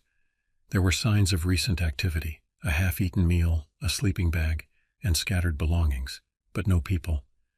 As we searched the area, Carl found a notebook. The pages were filled with ramblings about the watchers and voices in the dark. It was clear that whoever wrote this was deeply disturbed. Suddenly we heard a noise, a soft shuffling sound coming from deeper within the mine. We followed it, our nerves on edge.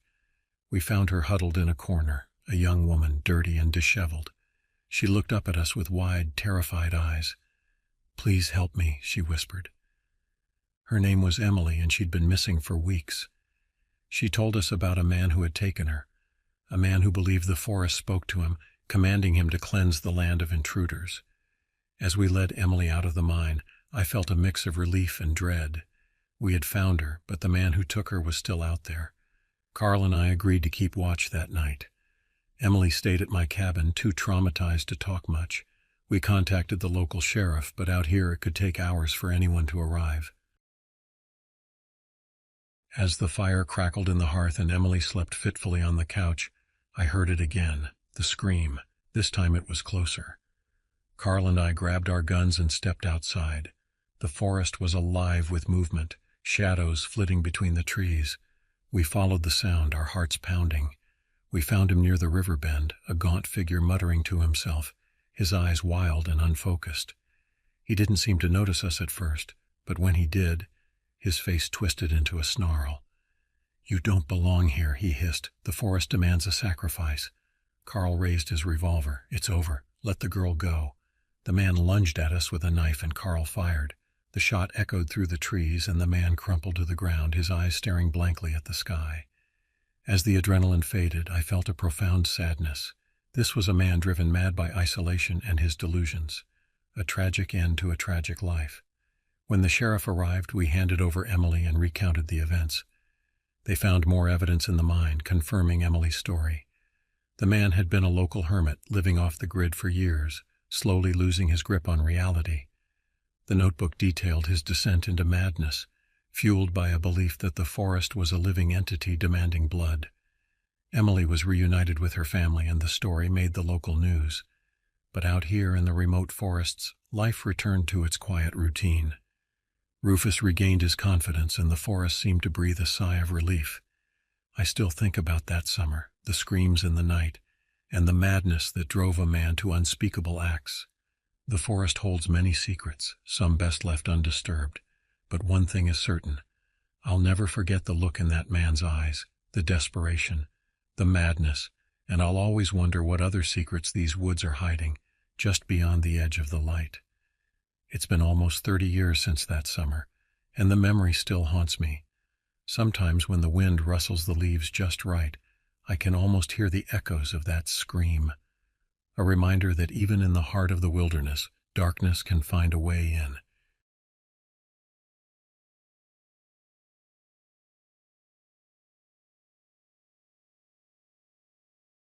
My name is Audric Stanton, and this happened to me on October 11th, 1990, just a month after 9/11. Everyone was on edge then, especially in New York City where I lived. Even so, I needed to get out of the city sometimes, break free from the noise and the tension. So I took up hiking, found some trails upstate that seemed decent enough. That October, I decided to try a new trail in the Catskill Mountains. Should have paid more attention to the park map. That trail was longer, more remote than I was used to. But hey, I was feeling good, ready for a challenge. I packed my day bag and headed out early. The woods were beautiful that time of year, all reds and golds and crisp fall air. For the first few hours it was like something out of a postcard. I even joked to myself out loud that maybe I should start bringing my easel along, capture the scenery on canvas instead of just in my head. The joke died in my throat around noon. I realized I wasn't paying attention. Somehow I'd veered off the main trail, onto something more like a deer track, no markers in sight. I tried backtracking, but the way I'd come looked just as unfamiliar. Classic rookie mistake. Late afternoon, I finally admitted the truth. I was well and truly lost. The sun was getting lower, which did nothing to calm my nerves. I'd seen enough wilderness survival shows to know spending the night out here unprepared was a bad idea. I was about to resign myself to camping out, and hoping for the best when I found it, a cabin. Small thing, looked almost abandoned, but it had a roof and 4 walls.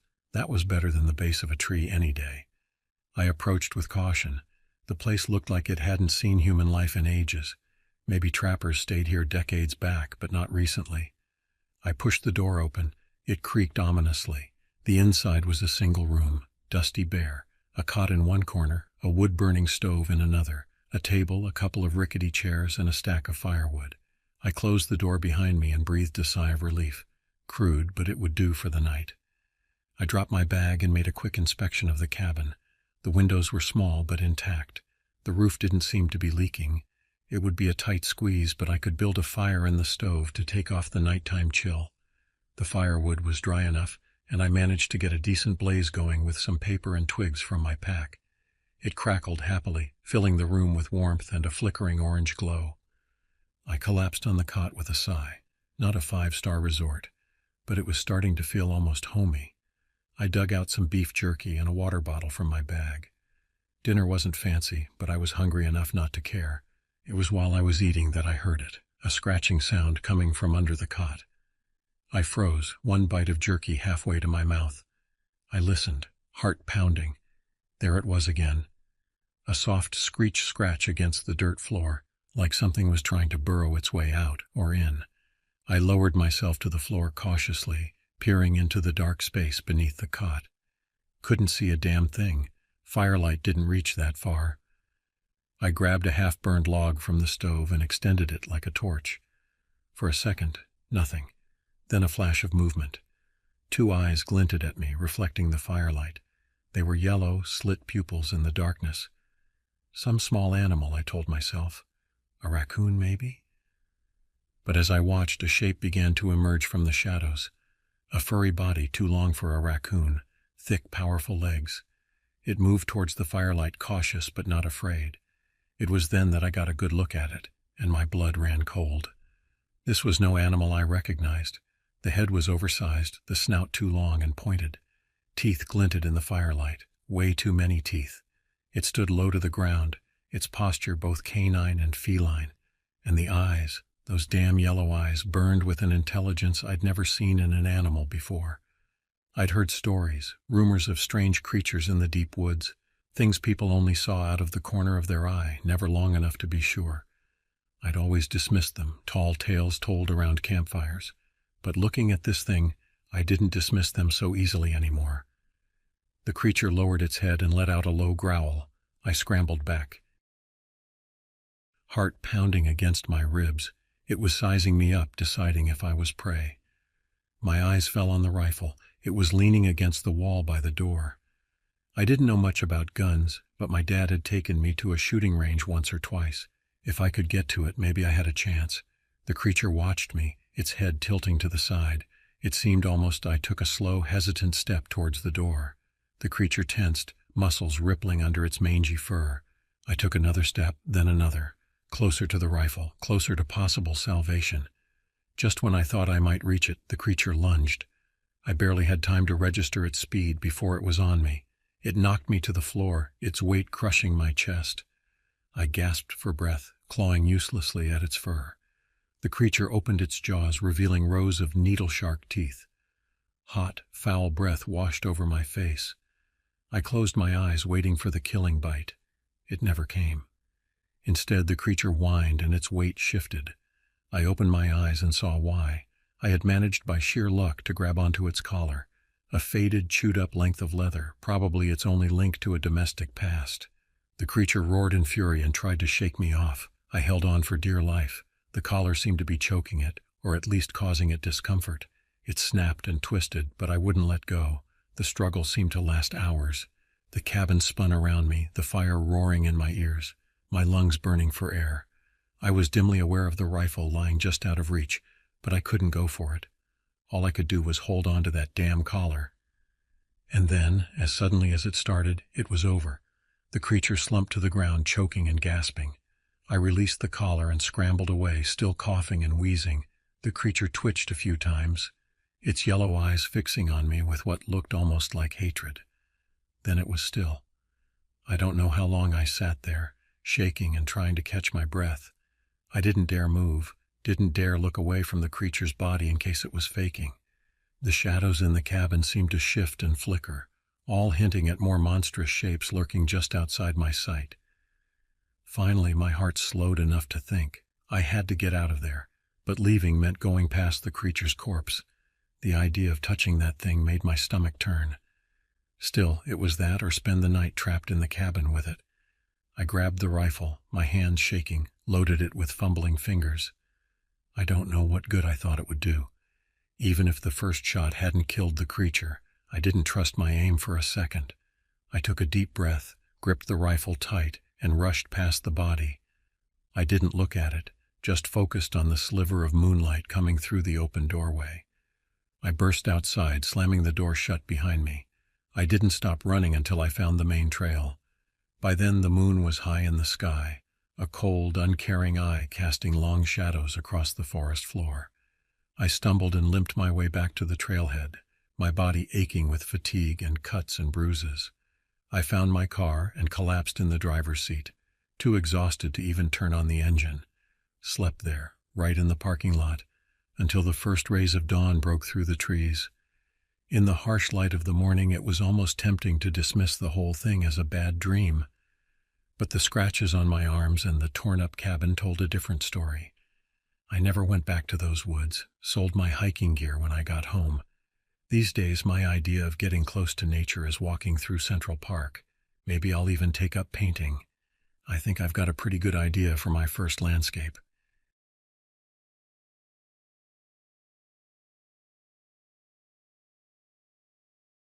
My name is David Thompson, and I am 30 years old. And this happened to me on March 14th, 2000.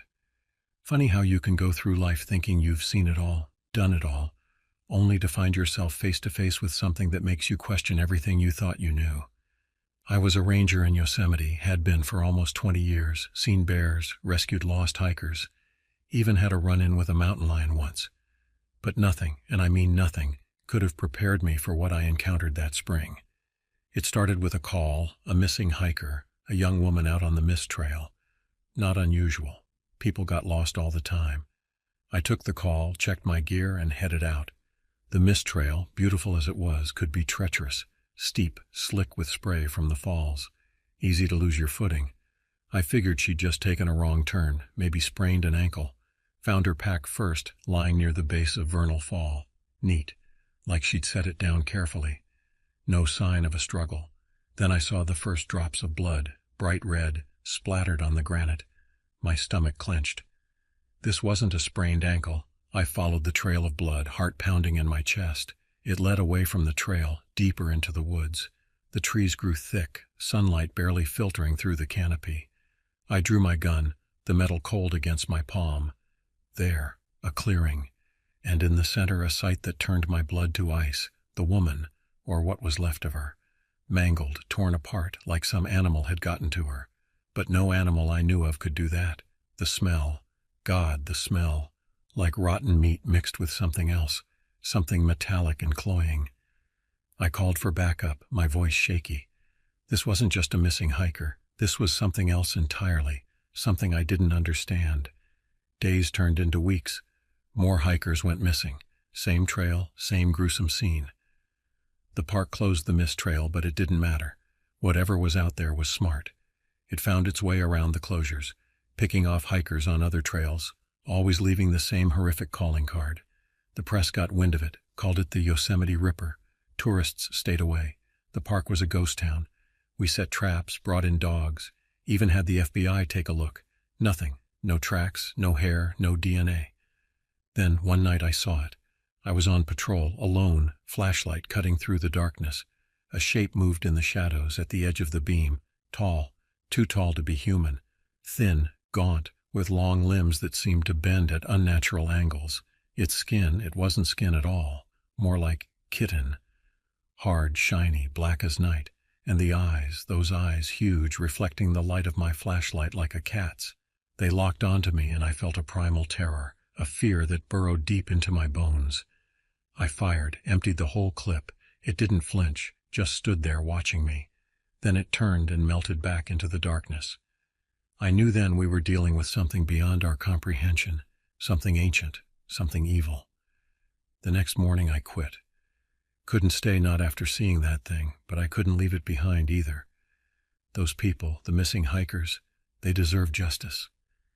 I started my own investigation, read everything I could find on local legends, Native American lore, anything that might offer a clue, and I found something, a story, passed down through generations of the Iwaniki tribe, a story about a creature, a demon that lived in the mountains. They called it Pohono, the eater of souls. I scoffed at it at first. Demons? Come on. But the more I read, the more the pieces started to fit. The description of Pohono, it matched what I saw. The long limbs, the black skin, the eyes. I knew I had to find this thing, kill it if I could. I started spending my nights in the park, armed to the teeth, tracking it, studying its movements. It was always one step ahead, but I was getting closer. Then, one night, I caught a break. I found a cave hidden deep in the back country. The entrance was covered in scratches, deep gouges in the rock. Pohono's lair. I could feel it. I took a deep breath, checked my gun, and entered the darkness. The cave was damp, the air thick with the same metallic stench I'd smelled before. I moved slowly, carefully, flashlight beam cutting through the gloom. And then I saw them, the bodies, dozens of them, hikers, campers, park rangers, all victims of Pohono. Some were fresh, others were little more than skeletons. A wave of nausea hit me, but I pushed on. I found it at the back of the cave, sitting on a pile of bones, gnawing on a human arm. It looked up, those eyes burning into me. It dropped the arm and rose to its full height, towering over me. I raised my gun, aimed for the head, and fired. The bullet struck its forehead, but it didn't even blink. It let out a shriek, a sound that seemed to tear at my sanity, and lunged. I dodged, rolled, came up firing. Again and again I emptied my gun into it. Nothing. It was like shooting at a tank. It kept coming, its claws slashing at me, tearing through my clothes, my skin. I was out of ammo, trapped. This was it. This was how it ended. But then, as Poho-no lunged for the kill, something unexpected happened. A figure emerged from the shadows behind it. A man. Tall, muscular, with a wild beard and eyes that seemed to glow with an inner fire. He carried a long, wicked-looking knife. Before I could react, he was on Poho-no, the knife flashing in the darkness. The creature shrieked again, a sound filled with pain and fury. It tried to fight back, but the man was too quick, too strong. He moved like a whirlwind, his blade a blur of steel. With a final agonizing shriek, Poho-no collapsed. The man stood over it, panting, the knife dripping with black, oily blood. He turned to me, his eyes locking onto mine. "You shouldn't be here," he said, his voice raspy. "This is not your fight." "Who are you?" I asked, my voice barely a whisper. He smiled, a cold, predatory smile. "I am the one who hunts the hunters, the one who cleans up the messes they leave behind." He looked down at Poho-no's body. This one, it was getting out of hand. It needed to be stopped. "But how?" I asked. "How did you kill it?" "Nothing I did had any effect," he chuckled, a dry, humorless sound. "This thing, it's not of this world. Ordinary weapons won't work on it. You need something special." He held up the knife. "This blade, it's been passed down through my family for generations. Forged from a meteorite, blessed by a shaman. The only thing that can kill a Poho-no." I stared at him, my mind reeling. This was too much. Demons, magic knives. It was all too fantastical, too unbelievable. And yet here I was, standing in a cave full of corpses, facing a man who had just killed a monster with a magic knife. What happens now?" I asked. He shrugged. Now I clean up this mess. And you go back to your life, forget what you saw here, pretend it never happened." He turned to leave, then paused. "And one more thing, stay out of these woods. There are things here, things you don't want to encounter, things even I can't control." He disappeared into the darkness, leaving me alone with the bodies and the echoes of the creature's screams. I stumbled out of the cave into the cold night air. My head was spinning, my body aching. I didn't know what to believe, what to think. I looked back at the cave, a dark maw in the side of the mountain. A shiver ran down my spine. I knew he was right. I had to get out of there. I turned and started walking, away from the cave, away from the darkness, back towards the light. But as I walked, I couldn't shake the feeling that I was being watched, that I wasn't alone. I stopped and looked back. There, at the edge of the trees, I saw a figure, tall, thin, with long limbs and eyes that glowed in the darkness. It was Poho-no. But how? I'd seen it die. And then I realized it wasn't Poho-no, it was another one. There were more of them. I turned and ran, the creature's shrieks echoing behind me. I ran as fast as I could, but I knew it was no use. They were faster, stronger. They were coming for me. I hear its shrieks echoing behind me, the sound ripping through the stillness of the night. My lungs burn, legs screaming with exertion, but I can't stop. It's getting closer. I can feel it, its presence like a cold hand on the back of my neck. I stumble, fall, scrambling to my feet again, heart pounding against my ribs like a trapped bird. The trees blur past, branches whipping at my face, but I can't see where I'm going, can't think, only run. The ground disappears beneath my feet. I'm falling, tumbling down a steep incline, rocks and dirt tearing at my skin. I hit the bottom with a thud, pain exploding through my body. I lie there gasping for breath, every muscle screaming in protest. Silence. I look up, expecting to see it looming over me, but there's nothing. Just the dark shapes of trees against the night sky. Maybe I lost it. Maybe it gave up. I slowly sit up, every movement sending waves of pain through me. I need to get help, need to get back to civilization. I pull myself to my feet, leaning against a tree for support. I start walking, limping, following the sound of running water. A stream, maybe a river. It'll lead me somewhere.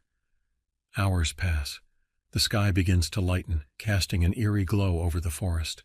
I stumble out of the trees into a clearing, a road. Thank God. I flag down the first car that comes along, a young couple on their way to Yosemite for a camping trip. They take one look at me, my torn clothes, my blood-stained skin, and their eyes widen in horror. I try to speak, but my voice comes out hoarse, barely a whisper. "Help me, please." They take me to the nearest ranger station. The rangers recognize me, their faces etched with shock and concern. They call an ambulance, get me cleaned up, patched up. I tell them everything, about the missing hikers, the cave, the creatures, the man with the knife. They listen, their expressions skeptical at first, but as I talk, I see a flicker of belief in their eyes. They send a search party to the cave. They find the bodies, all of them, and they find something else. The knife, the man's knife, lying next to the remains of Poho No. The news spreads like wildfire. The Yosemite Ripper case is solved, but not in the way anyone expected. The park remains closed. The mist trail is permanently off limits. People talk about the creatures, the Poho No, in hushed whispers. They call me a hero, but I don't feel like one. I sit on my porch looking out at the mountains. The sun is setting, casting long shadows across the landscape. I think about the hikers, the ones who never made it home. I think about the man with the knife, the one who saved my life. And I think about the creatures, the Poho No. I wonder how many more of them are out there lurking in the shadows, waiting, watching. I close my eyes, and for a moment I see them again. Those eyes, burning with an ancient hunger.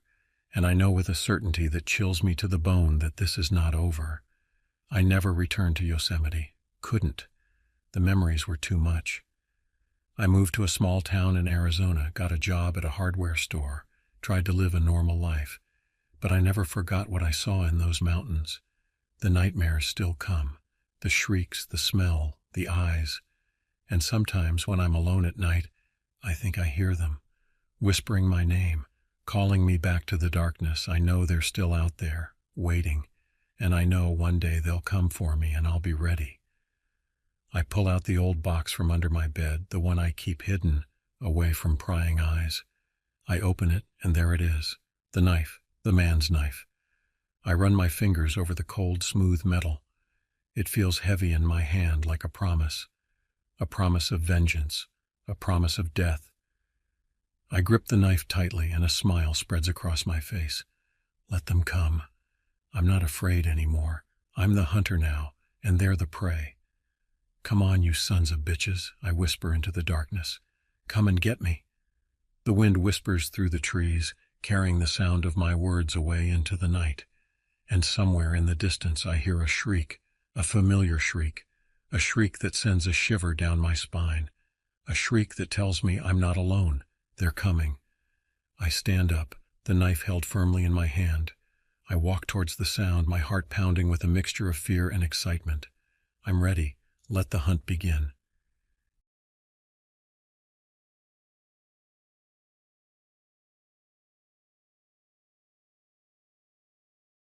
I've always been drawn to the wilderness, to the quiet solitude of nature, and the challenge of pushing my physical limits. That's why, when my friend Jake suggested we tackle a section of the Appalachian Trail in northern Pennsylvania, I jumped at the chance. Little did I know that this adventure would lead us into an encounter that would haunt me for years to come. It was early June when we set out, the air thick with the promise of summer heat, but still carrying the crisp edge of spring mornings. Jake and I had been planning this trip for months, poring over maps, comparing gear, and training with increasingly heavy packs on local trails. We were as prepared as we could be, or so we thought. The first few days on the trail were everything we had hoped for. The verdant forests of Pennsylvania stretched out before us, a sea of green broken only by the occasional rocky outcropping or babbling stream. We fell into an easy rhythm, rising with the sun, hiking until our legs burned, and collapsing into our hammocks at night, lulled to sleep by the gentle symphony of the forest. It was on our fourth day that things began to change. We had just finished scaling a particularly brutal incline, our lungs burning and legs trembling with exertion. As we crested the hill, I dropped my pack and leaned against a gnarled oak tree, wiping the sweat from my brow. "Man," Jake panted, collapsing onto a nearby rock. "I thought Pennsylvania was supposed to be the easy part of the AT." I chuckled, reaching for my water bottle. Whoever told you that clearly never hiked these hills. As we caught our breath, I pulled out our well-worn map, tracing our route with a grimy finger. Looks like there's a shelter about 2 miles ahead, I said, squinting at the faded contour lines. But it's down this hill and up another one. Jake groaned, massaging his calves. Do we have to? I'm starving, and I'm not sure I can make it another 2 miles without food. I hesitated, torn between the desire for immediate rest and the practicality of pushing on to a better site. There should be a water source at the shelter, I pointed out, and it'll be a good place to stop for the night if we decide to call it an early day. After a brief discussion, we decided to press on. Little did we know that this decision would set in motion a chain of events that would turn our peaceful hike into something far more sinister. As we shouldered our packs and began the descent, I couldn't shake a sudden feeling of unease. It was as if the forest itself had grown quieter, more watchful. I shook my head, trying to dismiss the sensation as mere fatigue. After all, what could possibly go wrong on a well-traveled trail in the heart of Pennsylvania? But as we would soon discover, the Appalachian Trail held secrets darker than we could have imagined, and we were about to come face to face with one of them. The hike to the shelter was more grueling than we had anticipated. The descent from our rest spot was treacherous, with loose rocks threatening to turn an ankle with every step. By the time we reached the bottom of the valley, our knees were aching and our spirits were low, but we had no choice but to press on, driven by the promise of water and a proper place to rest. The climb up to the shelter seemed interminable. The afternoon sun beat down mercilessly, and the humid air clung to us like a second skin. We trudged onward in silence, too exhausted for conversation, focused solely on putting one foot in front of the other. Finally, after what felt like hours, we caught sight of the shelter through the trees. It was a simple 3-sided structure, weathered gray wood offering the promise of shade and rest. As we approached, I felt the tension in my shoulders begin to ease. We had made it. But then I saw him, and that sense of relief evaporated in an instant. He was sitting on the edge of the shelter's raised floor, hunched over and digging into a battered backpack.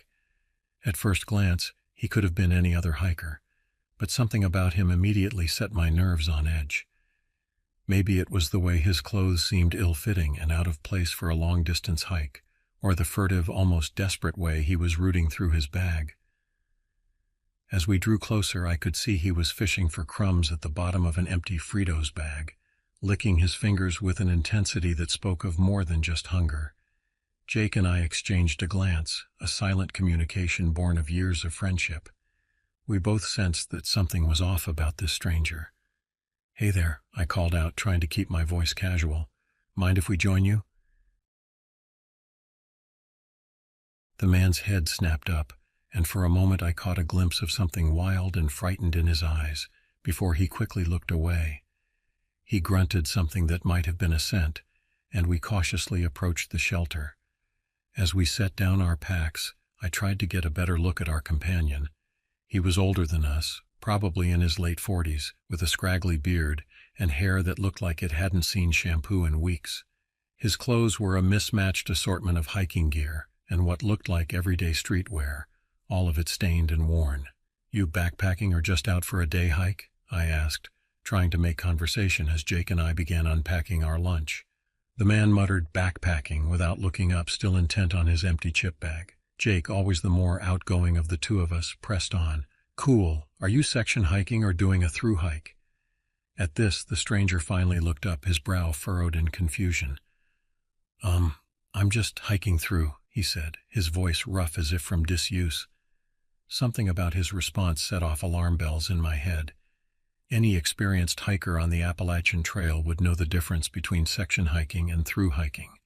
It was basic trail lingo, the kind of thing you picked up within days of starting your journey. I tried to push aside my growing unease. Maybe he was just new to long-distance hiking, I told myself. Maybe he was just socially awkward. But I couldn't shake the feeling that something was very wrong here. As Jake and I prepared our lunch, we continued to try and engage the stranger in conversation. We asked about his starting point, his destination, how long he'd been on the trail.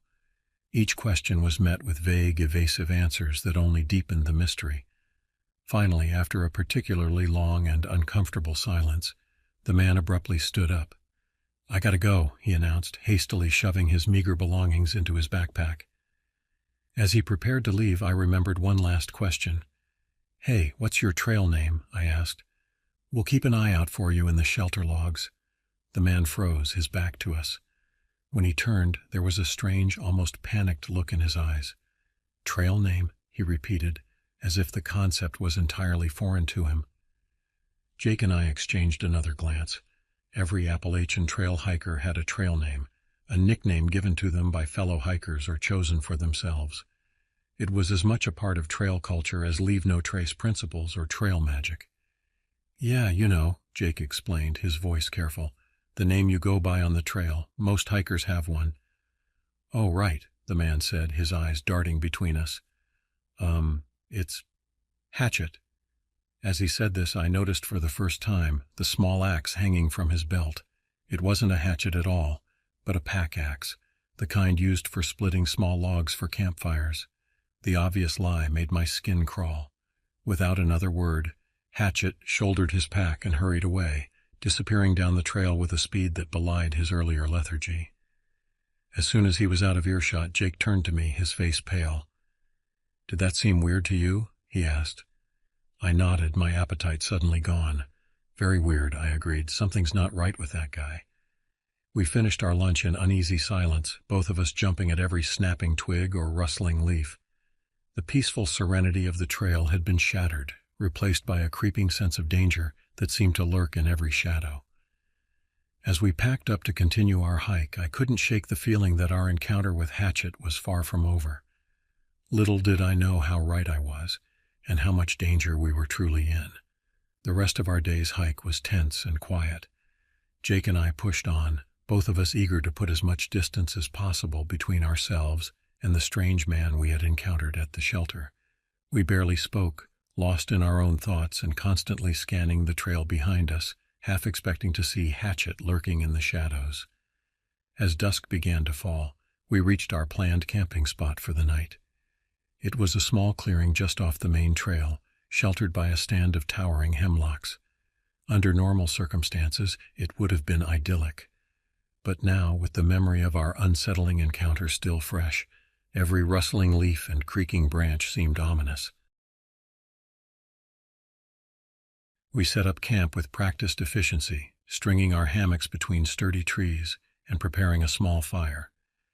As we sat around the flickering flames, forcing down a dinner that tasted like ash in our mouths, we finally broached the subject that had been hanging over us all afternoon. "What do you think his deal was?" Jake asked, his voice low as if afraid of being overheard. I shrugged, poking at the fire with a stick. "I don't know, man, but something was definitely off. Did you notice how he didn't seem to know anything about hiking the AT, and that bullshit about his trail name?" Jake nodded, his face grim in the firelight. "Yeah, that was weird. And did you see his gear? No way he's actually backpacking long distance with that setup." We spent the next hour speculating, our theories growing wilder with each passing minute. Was he a fugitive hiding out on the trail? A hermit driven mad by isolation? By the time we doused the fire and retreated to our hammocks, we had worked ourselves into a state of nervous exhaustion. I lay in my hammock, staring up at the canopy of leaves barely visible in the moonlight. Despite my fatigue, sleep eluded me. Every sound from the surrounding forest seemed amplified. The hoot of an owl, the scurrying of some small nocturnal creature, the whisper of wind through the trees. And beneath it all, I couldn't shake the feeling that we were being watched. I must have dozed off eventually because the next thing I knew, I was jolted awake by a strange sound. At first, in my groggy state, I couldn't place it. Then, with a surge of adrenaline, I realized what it was. The sound of someone rummaging through a backpack. My backpack. I froze, suddenly acutely aware of every sensation. The gentle sway of my hammock, the cool night air on my face, and the unmistakable presence of someone standing just feet away from me, rifling through my belongings. For a moment, I was paralyzed with fear. Then, acting on instinct, I let out a shout, "Hey!" The rummaging stopped abruptly. In the pale moonlight filtering through the trees, I saw a figure straighten up, turning towards me. And then, in a moment that will be forever seared into my memory, I found myself staring directly into the wild, desperate eyes of Hatchet. Time seemed to stand still as we locked gazes. I saw recognition flicker across his face, followed by something else, a mix of fear and determination that made my blood run cold. Then without a word he turned and bolted into the darkness. I scrambled out of my hammock, nearly falling in my haste. "Jake," I yelled, my voice echoing through the silent forest. "Jake, wake up!" Jake emerged from his hammock, bleary-eyed and confused. "What's going on?" he mumbled. "It was him," I gasped, my heart pounding. "Hatchet, he was here, going through my pack." We spent the next frantic minutes searching the area with our headlamps, but there was no sign of the intruder. He had vanished into the night as quickly and silently as he had appeared. As the initial shock wore off, we took stock of what had been taken. A pack of tuna from my bag, a couple of granola bars from Jake's. It wasn't much, but the violation of our space, the realization that we had been so vulnerable while we slept, shook us to our core. We didn't sleep for the rest of the night. We sat back to back, flashlights in hand, jumping at every sound. As the first light of dawn began to creep through the trees, we made the decision to cut our trip short. Whatever adventure we had come seeking on the Appalachian Trail, this was far more than we had bargained for. We broke camp in record time and hit the trail just as the sun was cresting the horizon. Every step that took us closer to civilization felt like a small victory, a bit of distance put between us and the nightmare of the previous night. It wasn't until we reached the small town where we had planned to resupply that the full gravity of our situation hit home. As we approached the local diner, eager for a hot meal and a safe place to regroup, something caught my eye. There, taped to the front door, was a wanted poster, and staring back at us from that grainy black and white photo was the unmistakable face of Hatchet. The diner suddenly seemed too small, too confined. Jake and I stared at the wanted poster, our minds reeling with the implications of what we were seeing. The man we had encountered on the trail, the man who had rifled through our belongings in the dead of night, was a wanted criminal. With shaking hands, I reached out and tore the poster from the door. Inside, the diner was warm and inviting, the smell of coffee and bacon a stark contrast to the fear that had gripped us for the past 12 hours. We slid into a booth, both of us instinctively positioning ourselves to keep an eye on the door. As we waited for our food, we pored over the details on the wanted poster. The man's real name was Eric Randall, and he was wanted in connection with a string of muggings in the area. The most recent incident, just 2 weeks prior, had left one victim severely injured. "Jesus," Jake whispered, his face pale. "We could have been killed." I nodded, unable to find words. The realization of how close we had come to real danger was overwhelming. If Hatchet and Eric had decided to do more than just steal our food, our waitress, a motherly woman with graying hair and kind eyes, must have sensed our distress. As she set down our plates, she paused, her brow furrowed with concern. "You boys all right?" she asked. "You look like you've seen a ghost." For a moment I hesitated. Then, deciding that local knowledge might be our best resource, I showed her the wanted poster. Her eyes widened in recognition. "Oh my," she breathed. "You've seen him, haven't you?" Over the next hour, fueled by endless refills of coffee, we recounted our story to the waitress and the diner's owner. Word spread quickly in the small town, and soon the local sheriff was sitting in our booth, taking our official statement. "You boys are lucky," the sheriff said, shaking his head as he jotted down notes. "We've been trying to catch this guy for weeks. He's been terrorizing hikers up and down this section of the trail." As we described our encounters with Eric, from the strange meeting at the shelter to the terrifying night invasion of our camp, I could see the concern deepen on the sheriff's face. "We'll step up patrols in the area," he assured us, "but in the meantime, I'd advise you to head home. The trail isn't safe with him out there." Part of me wanted to argue, to insist on continuing our hike. We had planned this trip for so long, and the idea of letting this experience ruin it was galling. But one look at Jake's face told me he felt the same way I did.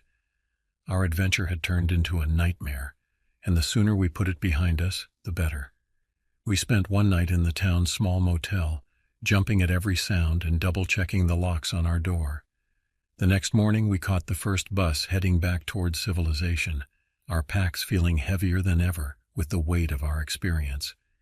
As the familiar landscapes of home came into view, I felt a mix of relief and lingering unease.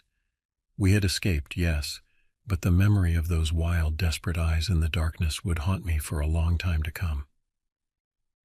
In the weeks and months that followed, Jake and I tried to put the experience behind us. We returned to our normal lives, work, family, the day-to-day routines that had once seemed so mundane but now felt like a comforting blanket of normalcy. But the shadow of our encounter on the Appalachian Trail lingered. I found myself jumping at unexpected noises, my heart racing at the sight of strangers who bore even a passing resemblance to Hatchet.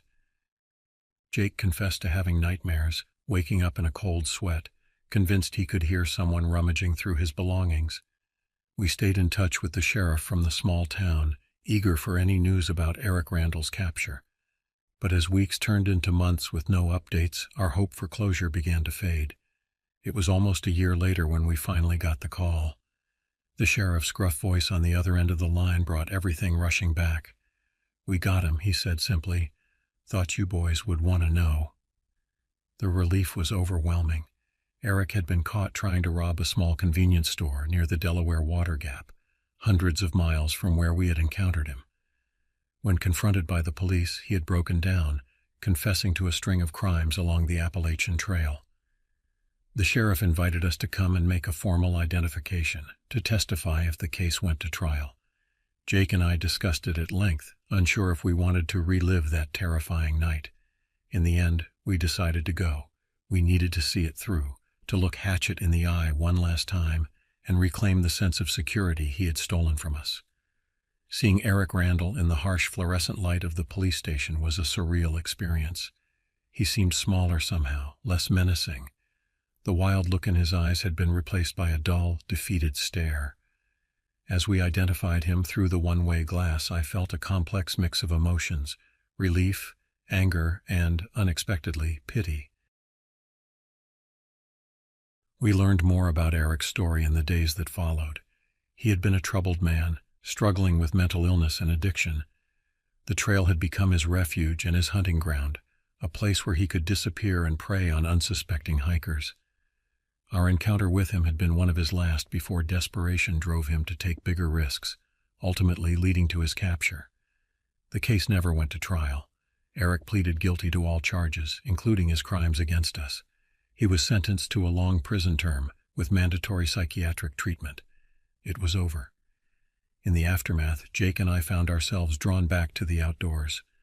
The fear that had kept us away from the trails began to fade, replaced by a determination not to let one bad experience taint our love for nature. We started small with day hikes close to home, gradually building back our confidence. A year after Eric's capture, we made the decision to return to the Appalachian Trail. We chose a different section this time, but the familiar white blazes marking the path filled us with a mixture of excitement and trepidation. As we hiked, we found ourselves hyper-aware of our surroundings, scrutinizing every fellow hiker we encountered. But gradually, the rhythm of the trail worked its magic. The sound of our boots on the path, the whisper of wind through the trees, the camaraderie of other hikers. It all served to remind us why we had fallen in love with this in the first place. On our third night, camped at a crowded shelter, we found ourselves sharing stories around the fire with a group of thru-hikers.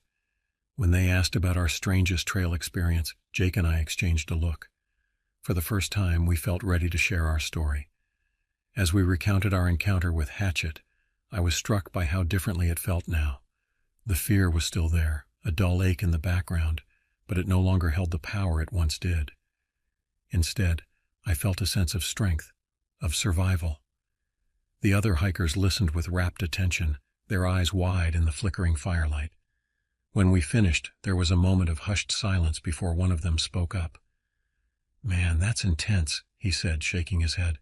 "But you know what? You guys came back. That's what matters. You didn't let it beat you." His words struck a chord. We hadn't let it beat us. We had faced our fears, returned to the trail, and reclaimed our love for this wild, beautiful, sometimes dangerous world. As we settled into our sleeping bags that night, I found myself reflecting on our journey, not just the physical miles we had covered, but the emotional distance we had traveled. The trail had tested us in ways we never expected, shown us the darkness that can lurk in the human heart, but also the resilience of the human spirit. I drifted off to sleep with the gentle sounds of the forest around me, no longer afraid of what might be lurking in the shadows. We had faced our hatchet, and we had emerged stronger for it. The Appalachian Trail stretches on for thousands of miles, a ribbon of wilderness tying together the eastern United States. It holds countless stories, of triumph and tragedy, of fear and courage, of the best and worst of human nature. Our story was just one among many, a small chapter in the grand narrative of the trail. But it was our story, and we had lived it. We had survived it, and in the end, we had grown from it. As I lay there on the cusp of sleep, I found myself filled with a profound sense of gratitude. Gratitude for the beauty of the wilderness around us, for the strength we had found within ourselves, and for the simple, powerful act of putting one foot in front of the other, moving forward, always forward, on this great endless trail we call life.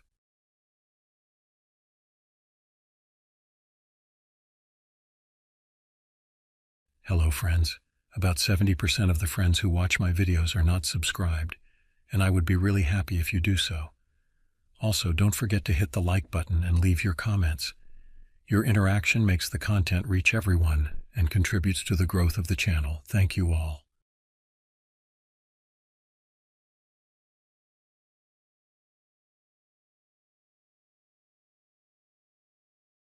This happened to me on June 16, 2005. You won't believe me, that's fine. Plenty of people don't. Me? I'm Scott Larson, deputy officer in Redstone, Colorado. It's a small town built along the river beneath the towering red cliffs that give it its name. Used to be a mining town, now it's mostly vacation homes and folks who work in the bigger city downriver. Quiet usually, if a little gossipy. Tonight I'm on patrol, cruising through one of the newer housing developments further outside of town. These places, the houses are big, all manicured lawns and fancy garages, but set oddly close together. Feels unnatural to me. My headlights cut through the darkness, reflecting on signs warning of deer and slow-moving children. I chuckle a little, don't get much of either this far out. My radio crackles, dispatch checking in, breaking the quiet. They've got a call about some sort of disturbance further up the road, house owned by a Mr. Wright. He's one of the fancy vacation home people there for a week every summer from New York or some such place. I acknowledge the call and flick off the radio. The Wright's house stands at the end of the development, a sprawling wood and glass monstrosity lit up like a Christmas tree. As I pull up the driveway, I notice something's off. One of the huge picture windows on the side of the house is shattered, jagged glass scattered across the expensive landscaping. Not a robbery, nothing taken. Just senseless destruction.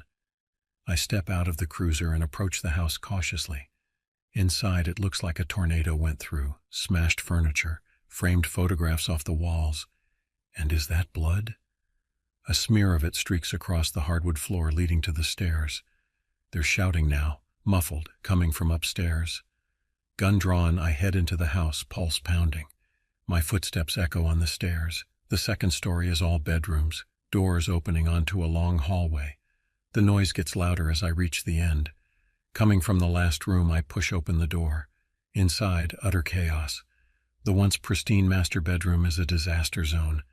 Bed linens ripped off, mattress slashed, feathers floating like snowflakes around the room. In the center of the wreckage stands Mr. Wright, dressed in silk pajamas and holding a golf club like it's a battle axe. He's screaming, voice strained, and his eyes are wide with a terror I've only seen in folks who face real evil. Then I see what he's looking at, the source of the blood. Propped up in the corner is Mrs. Wright, or what's left of her. Her vacant eyes stare out through the mess of dark, matted hair. Torn open, organs removed with a sickening surgical precision, her expensive silk nightgown soaked crimson. And something's been scrawled across the wall behind her, crude block letters written in her own blood. It reads, "Mying." "It was in here, officer." Mr. Wright chokes out, his eyes flickering back towards me. Something, not human, it just... He trails off, unable to find the words, and I can't blame him. The sight in front of us is enough to break anyone. Then a thud from below, like someone dropped a bowling ball on the first floor. Mr. Wright goes pale as a ghost. "It's back," he whispers. I grip my gun tighter, knowing I'm outmatched by whatever is down there. "Let's get out of here," I say. We back out of the room inch by inch. I'm half convinced that the second neither of us turns our backs, the thing will be on us. But we make it into a hallway just as the front door explodes inwards with a deafening crash. Mr. Wright lets out a strangled cry as a massive shape bolts through the shattered doorway. It's tall, at least 7 feet, with long, spindly limbs tipped with claws like butcher's knives. Its skin is a sickly gray and hairless, muscles bulging beneath. Worst of all is the head, a small, tapered thing adorned with a grotesque parody of a human smile, row upon row of needle-like teeth gleaming in the remaining light. A chill shoots through me. This isn't some escaped psychopath, not some wild animal. This is pure nightmare fuel come to life. The creature takes a step towards us, its grin widening impossibly wide, and I swear, in the shadows where its eyes should be, I see something gleam with a terrible, malicious intelligence. "Run!" I shout at Wright, shoving him towards the stairs. I fire a shot at the creature. It goes right through like it's made of fog. That eerie grin stays fixed as it turns towards me, letting out a low hiss. I turn and run blindly, the sound of its claws scraping the floor echoing behind me. Halfway down the stairs, I lose my footing and tumble. My gun goes flying, clattering across the floor. I scramble to my feet, terror making me clumsy. The thing is coming, fast. My hand fumbles for the spare pistol strapped to my ankle, but it's too. The creature lunges, a flash of claws and unnatural speed. A shriek tears from my throat, not even registering as pain, more like raw shock. I feel the weight of its body crushing me to the ground. The creature straddles my back, those needle teeth inches from my neck. It hisses, hot, rancid breath washing over my face, and then those horrifically human eyes lock with mine. It doesn't kill me. Instead, something worse, it speaks. The voice is raspy and guttural, words deformed but recognizable. "Belongs to me." Then everything goes black. Aftermath, they found me on the floor the next morning, battered but breathing. Mr. Wright had made it out somehow, though he was in shock, unable to give a coherent account of what happened. The house was a crime scene SWAT, forensics, the whole 9 yards. And of Mrs. Wright there was nothing left but the message on the wall. Some said I'd been attacked by a bear, others a deranged lunatic. The ones who saw what was left of Mrs. Wright whispered darker theories, words like cult and sacrifice. Didn't matter. The official story was an animal attack.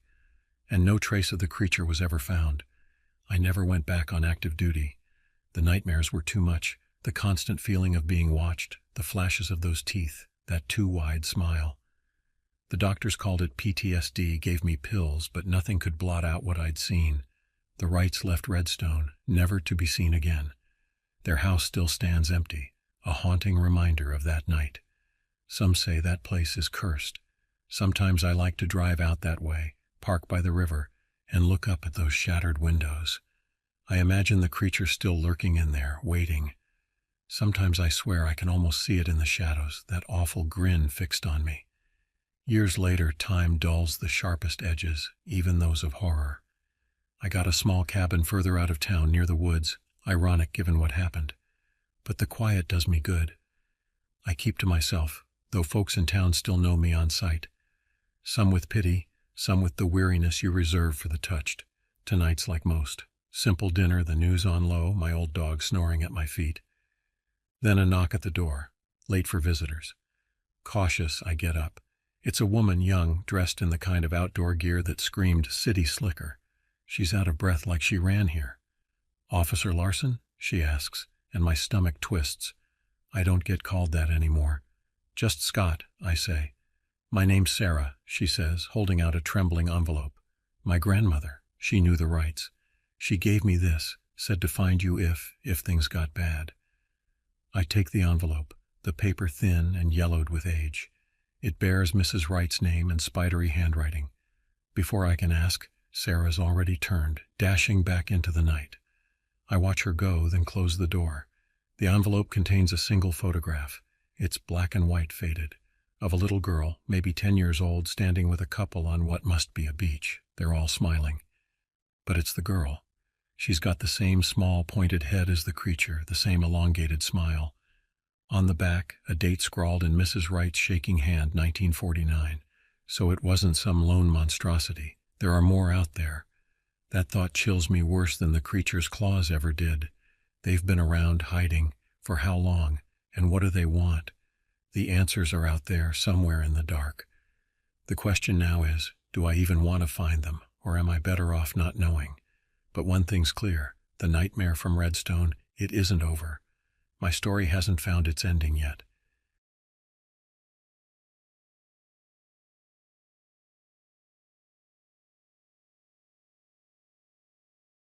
My name is Gabriel Hernandez, and I am 33 years old. And this happened to me on November 23, 2009. Well, what do you know? A rainy day in paradise, or at least what passes for paradise here in the Deep South. I tossed a pack of peanuts at the squirrel clinging to the window screen, a dumb grin on its furry face. Nature's little beggar, I muttered, lighting a cigarette. The rain hammered against the tin roof, a steady drumbeat against the quiet morning. A shrill ring of the phone sliced through the air. I snatched it up. Werner Residence, Bartema speaking. Mr. Werner, a woman's voice clipped and official. This is Deputy Branson from the Marine County Sheriff's Department. We received a call regarding a situation at your property. Situation? I frowned, glancing out the window at the rain-soaked fields. What kind of situation? We've been informed of a possible incident involving one of your tenant farmers. I let out a low whistle. Tenant farmers? You mean old man Millerson? That old coot's been dead for years. We'll need you to come down and confirm, sir. The drive to Millerson's place was a slog through mud and rain. The old farmhouse stood hunched at the end of a long dirt track, its windows dark and vacant.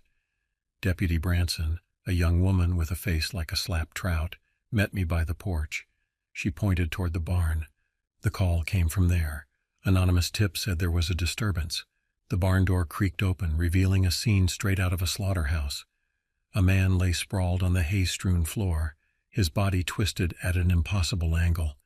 His face, a mask of terror, was contorted in a silent scream. Blood pooled around him, turning the hay a sickening crimson, the stench of death and something else. Something metallic and acrid hung heavy in the air. Deputy Branson covered her mouth with her hand, her face pale. "Jesus," she whispered. I crouched beside the body, the dead man's vacant eyes staring up at me. It wasn't old man Millerson. This man was younger, his clothes torn and muddied. There were strange marks on his neck, deep punctures surrounded by bruised, swollen flesh. "Animal attack?" Branson asked, her voice shaky. I shook my head. Whatever did this? It wasn't no animal I've ever seen. Days turned into weeks, and the investigation into the farmer's death hit a wall.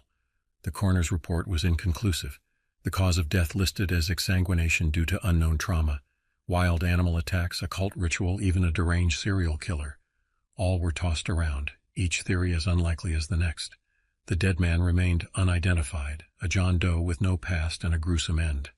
Life went on, or at least it tried to. The incident at the barn cast a long shadow. Whispers followed me like a stray dog. I spent my days working the fields, the silence broken only by the wind and the distant cries of crows. One evening, as dusk settled over the farm, I decided to take a walk. The air was thick with the scent of pine and damp earth. The woods bordering my property had always held a strange allure for me, a sense of mystery that drew me in. I followed a narrow trail deeper into the woods, the trees closing in around me like a green tunnel. A rustling in the undergrowth caught my attention. I stopped listening, my hand instinctively reaching for the hunting knife at my belt. The rustling grew louder, closer. A low growl sent a shiver down my spine. Suddenly it burst from the bushes, a creature unlike anything I had ever seen. It was large, easily the size of a bear, but leaner, more agile. Its skin was a patchwork of dark matted fur and leathery scales. Its head was elongated, with a snout filled with rows of sharp teeth.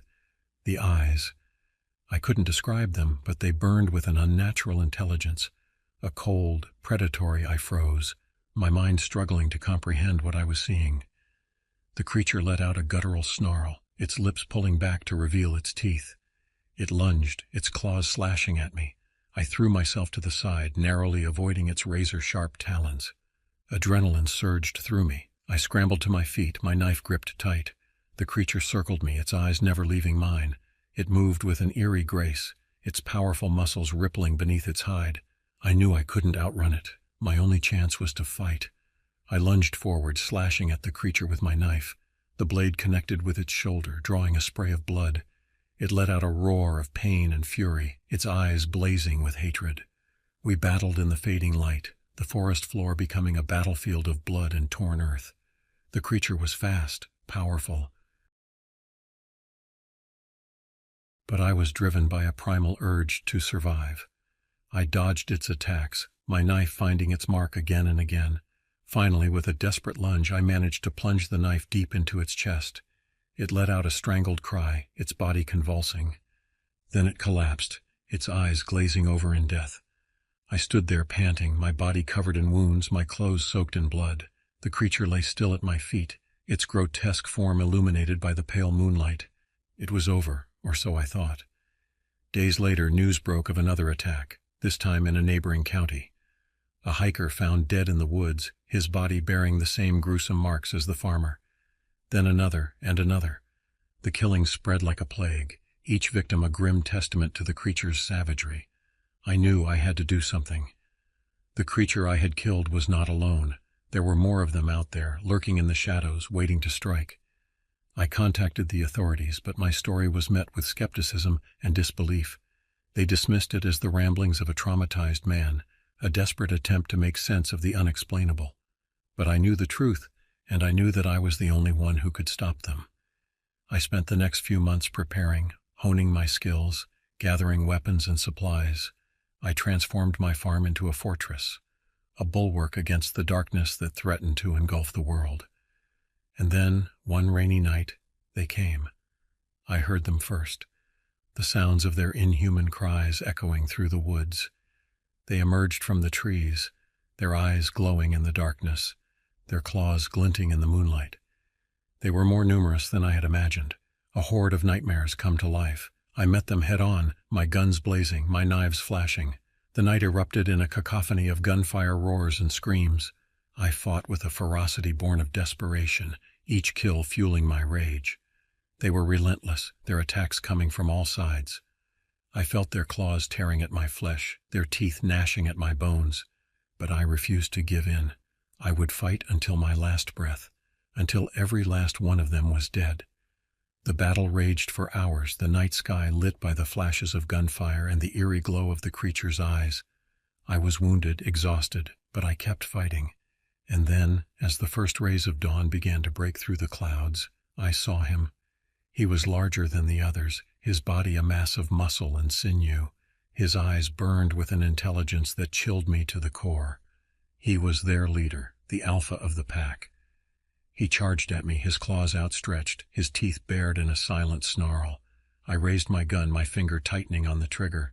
The shot echoed through the night, a deafening roar that seemed to shake the very trees. The bullet found its mark, tearing through the creature's skull. It stumbled back, its body convulsing, then crashed to the ground, lifeless.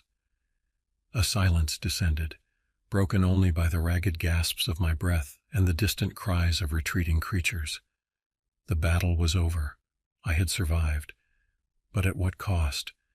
My farm was a battlefield, littered with the bodies of the creatures and the spent casings of my weapons. I was wounded, my body a mass of cuts and bruises. My clothes were soaked in blood, my own and theirs. I collapsed onto the ground, my strength finally giving out. I lay there for what seemed like an eternity, staring up at the star-filled sky. A sense of despair washed over me. I had won the battle, but the war was far from over. As the sun began to rise, casting its pale light over the carnage, I heard the distant sound of sirens. Help was on the way. The next few days were a blur of activity. Police, paramedics, and news crews swarmed my farm. I was questioned, examined, and treated for my wounds. My story was met with disbelief at first, but the evidence was undeniable. The bodies of the creatures, their grotesque forms unlike anything ever seen before, spoke for themselves. News of the incident spread like wildfire. My farm became ground zero for a media frenzy. eager to examine the creatures and unravel the mystery of their origin. I became an overnight celebrity. My story splashed across newspapers and television screens. I was hailed as a hero, a lone warrior who had saved the world from a terrifying threat. But I didn't feel like a hero. I felt like a broken man, haunted by the memories of that night. I couldn't shake the feeling that I had only won a temporary reprieve. There were more of them out there somewhere, waiting for their chance to strike. In the aftermath of the attack, my farm became a research site. Scientists dissected the creatures, analyzed their DNA, and searched for clues to their origin. They found that the creatures were unlike any known species, their biology a bizarre mix of reptilian and mammalian traits. Their origins remained a mystery, a riddle that defied explanation. As the investigation continued, I began to receive threats, anonymous letters and phone calls filled with hate and accusations. Some people believed that I was responsible for the creatures, that I had somehow created them or unleashed them upon the world.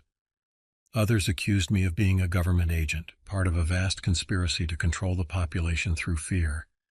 I ignored the threats, but they took their toll. I became withdrawn, paranoid.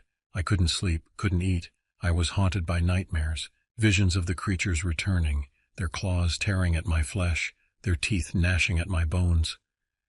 One day, as I was walking through the woods near my farm, I came across a group of men. They were dressed in camouflage, heavily armed. They surrounded me, their faces grim. "We're here to take you in," he said. "You're under arrest." "Arrest?" I said. "For what?" "For the murder of those people on your farm," he said. "Those creatures you claim attacked you." I tried to explain, to tell them the truth, but they wouldn't listen. They dragged me away, their guns pointed at my back. I was thrown into a cell, my pleas for help ignored. I was charged with multiple counts of murder, accused of fabricating the story of the creatures to cover up my crimes. The trial was a media circus. The prosecution painted me as a cold-blooded killer, a monster who had slaughtered innocent people in cold blood. The defense argued that I was a victim, a man who had been driven to violence by the creatures that had invaded his farm. The jury deliberated for days, their faces etched with doubt and confusion. Finally, they returned with a verdict. Not guilty. I was free, but the damage had been done. My life was in ruins. My farm was abandoned. My reputation destroyed. I was a pariah, a man who had seen too much, who knew too much. I left town, disappearing into the anonymity of the city. I took odd jobs, living a life of solitude and obscurity. And I waited for the day when the creatures would return. I knew they would. They always did. And when they did, I would be ready. The old man at the bar, his face weathered like a map of forgotten roads, leaned closer, his voice a low rasp. They call him the skulkers, those things. Always been stories, whispers in the dark, old Indian legends, tales of shadow creatures that stalk the night, feeding on the blood of the living. Skulkers, the name fit. A fitting name for the creatures that had haunted my dreams, that had taken everything from me,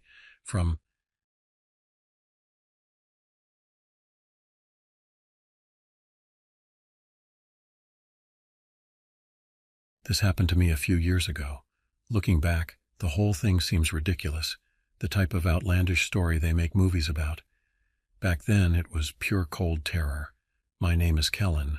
I'm the type of guy who can never sit still.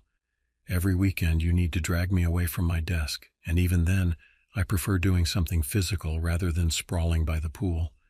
If my girlfriend Delaney hadn't insisted on this trip, I'd probably be at home right now, head stuck in some code, not out here battling. Well, you'll see. We rented an RV for a week to explore the Badlands National Park. Figured it was a nice balance outdoors, but with creature comforts, which makes Eleni happy. After a long drive, we arrived the first evening. It was stunning, those eroded beards stretching against a vast canvas of blue. It's easy to feel a bit insignificant out there. I took off for a jog the next morning. Figured I'd kill two birds with one stone, explore and get some exercise. Now here's where the first part of my nightmare happened. I was going pretty hard, a decent distance from the RV, when I came across some bones. At first I thought it was some unfortunate cow. Then I saw bits of shredded cloth next to the bleached leg bone, and the rib cage wasn't quite right. That's when the knot in my stomach appeared. The shape suggested to me these were human remains. There was no cell reception, a fact I had noticed even the night before. No way to call anyone.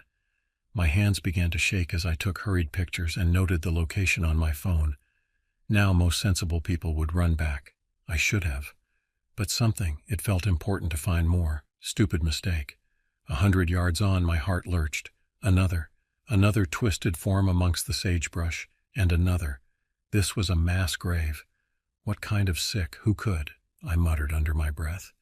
Fear made my knees feel like jelly, but there was this horrible fascination too, like that part of your brain that makes you stare at traffic accidents.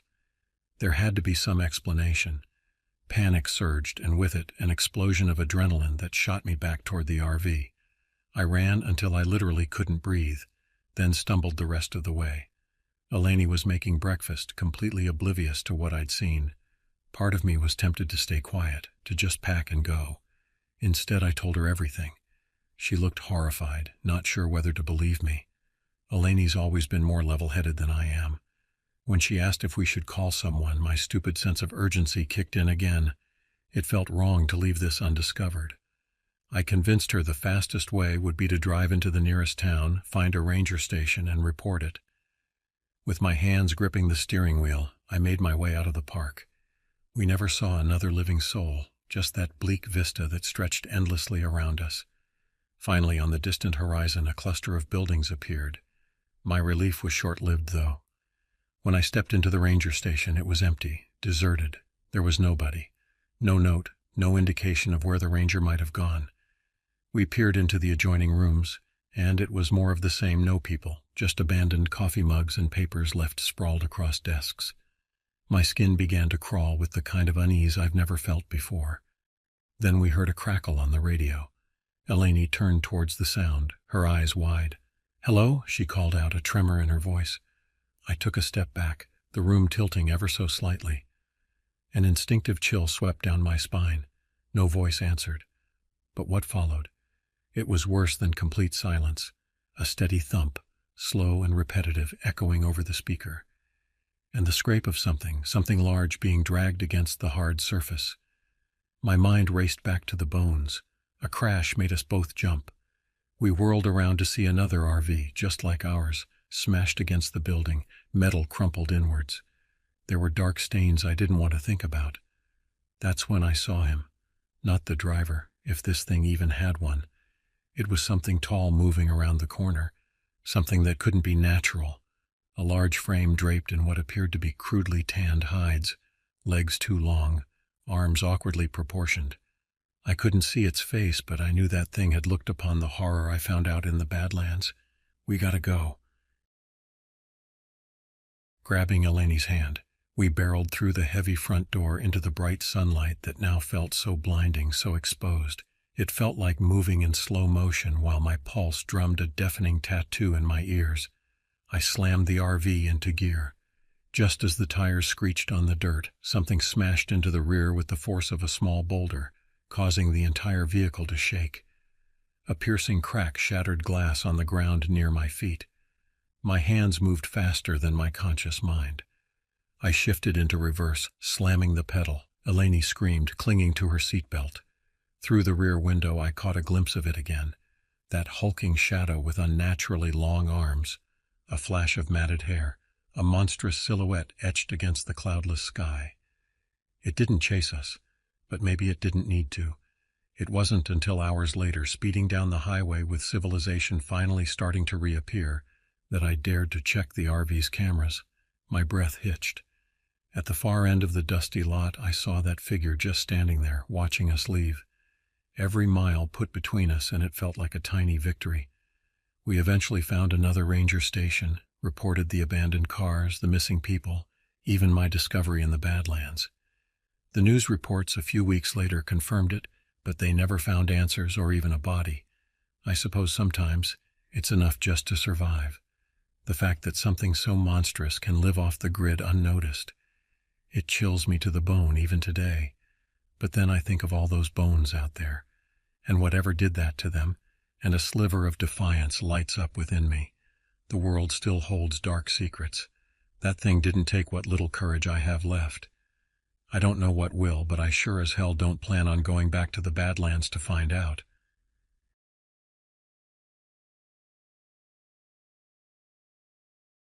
I spent some time last fall cleaning out my grandparents' old cabin up in the Ozarks.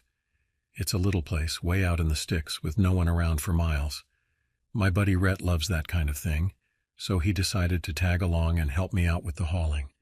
His folks have some property in the area too, and we used to hang out there all the time when we were kids. We arrived at the cabin on a crisp Wednesday afternoon. Grandma and Grandpa passed a few years back, leaving the place pretty much deserted. We figured it'd take a few days to clean things out, a lot of old dust and musty boxes. Our plan was to haul away any junk, donate anything usable, and maybe sell a couple of antiques that might be worth something. That night, after a day of hauling boxes, we went into town for some grub. Typical greasy diner food, but we were tired and starving. When we got back, that's when things started getting weird.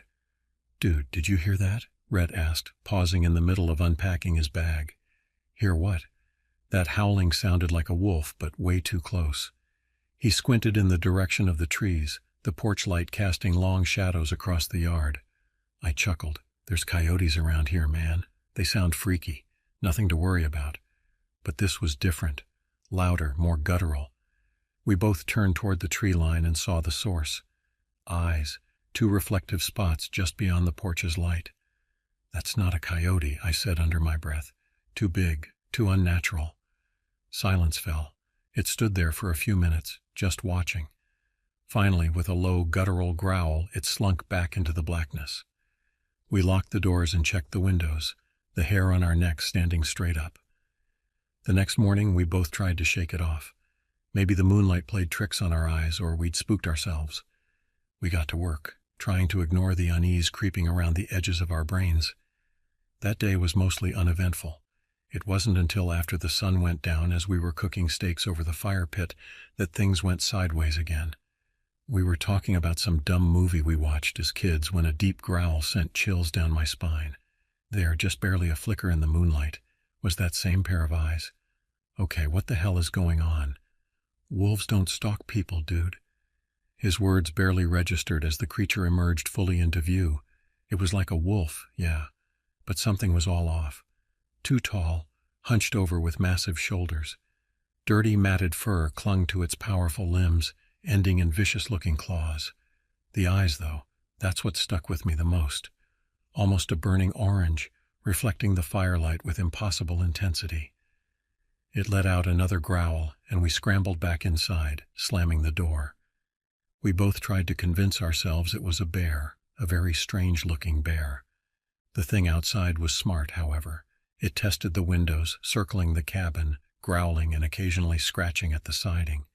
"What do we do?" Rhett asked, his voice barely a whisper. "Got a gun in the truck?" "Yeah, but is that going to work on whatever that thing is?" I shrugged helplessly. We couldn't stay inside forever, especially if it decided to force its way in. We needed an escape plan. After what felt like hours, the thing seemed to grow bored, its growls gradually fading as it disappeared into the night. We didn't get a wink of sleep that night. Exhaustion and adrenaline had us hearing phantom rustling and branches snapping outside till dawn broke. "Let's get out of here, man," Rhett urged as the sun painted the sky with pale light. "It's gone, come on." We agreed to stick together. Our guns were loaded, and we didn't go anywhere without watching each other's backs. As Rhett was getting some stuff from the truck, I heard a rustle from the tree line, and then he yelled, not his normal voice. I whipped around, raising my gun as Rhett screamed again, but what I saw made my blood freeze. The creature had him. It pounced from the trees with uncanny speed, knocking him to the ground with a sickening thud. Its claws tore into Rhett's legs, and the man howled in pure agony. "Rhett!" I yelled, but the thing was too quick. It sunk its teeth into his shoulder, tearing at him like a wild animal. I fired, once, twice, until the creature finally seemed to notice me. It slowly turned and looked, its eyes burning with a terrible, feral intelligence that chilled me to the core. Rhett lay on the ground, moaning, his clothes stained with blood. I couldn't leave him.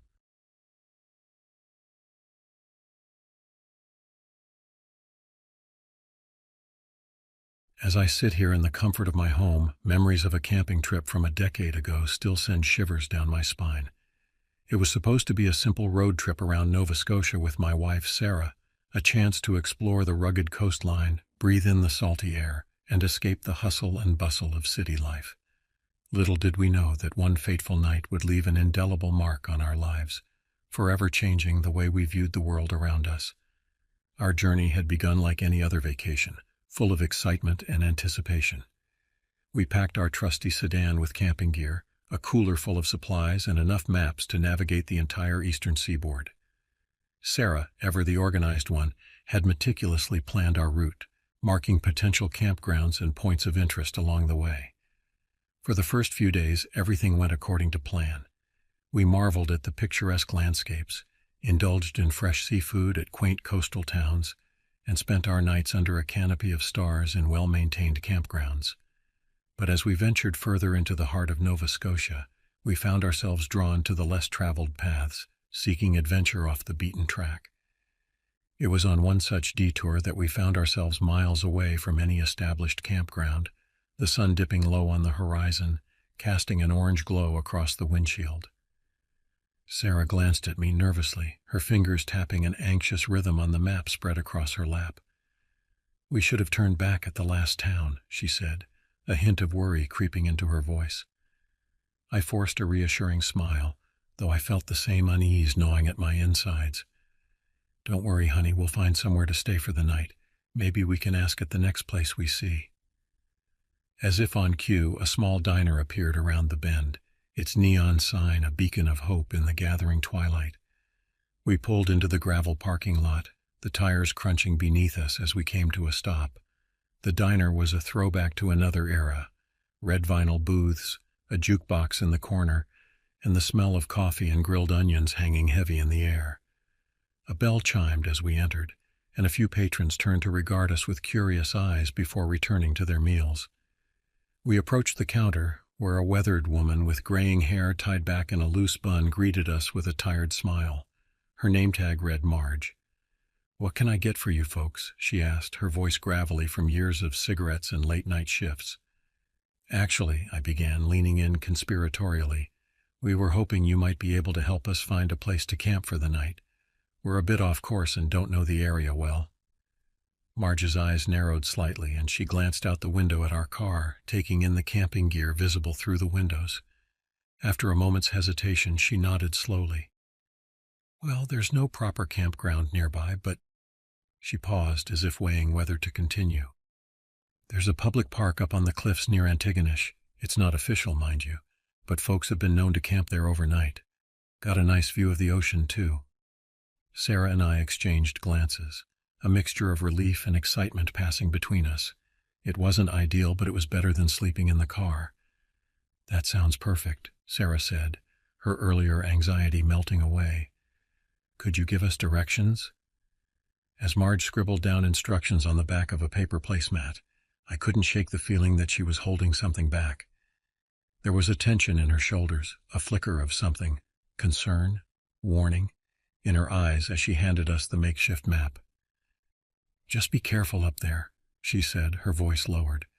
"It's a beautiful spot, but, well, some folks say it can get a bit strange at night." Before we could press her for more information, the bell chimed again as new customers entered, and Marge was called away to attend to them. Sarah and I thanked her and made our way back to the car, the cryptic warning hanging in the air between us. As we pulled out of the parking lot and onto the winding coastal road, the sun had all but disappeared, leaving us in a world of deepening shadows and uncertainty. Little did we know that the true adventure and terror of our Nova Scotia trip was about to begin. The drive to the cliffside park was an exercise in faith and navigation. Marge's hastily drawn map led us down increasingly narrow and winding roads, the thick forest pressing in on either side like dark sentinels standing guard.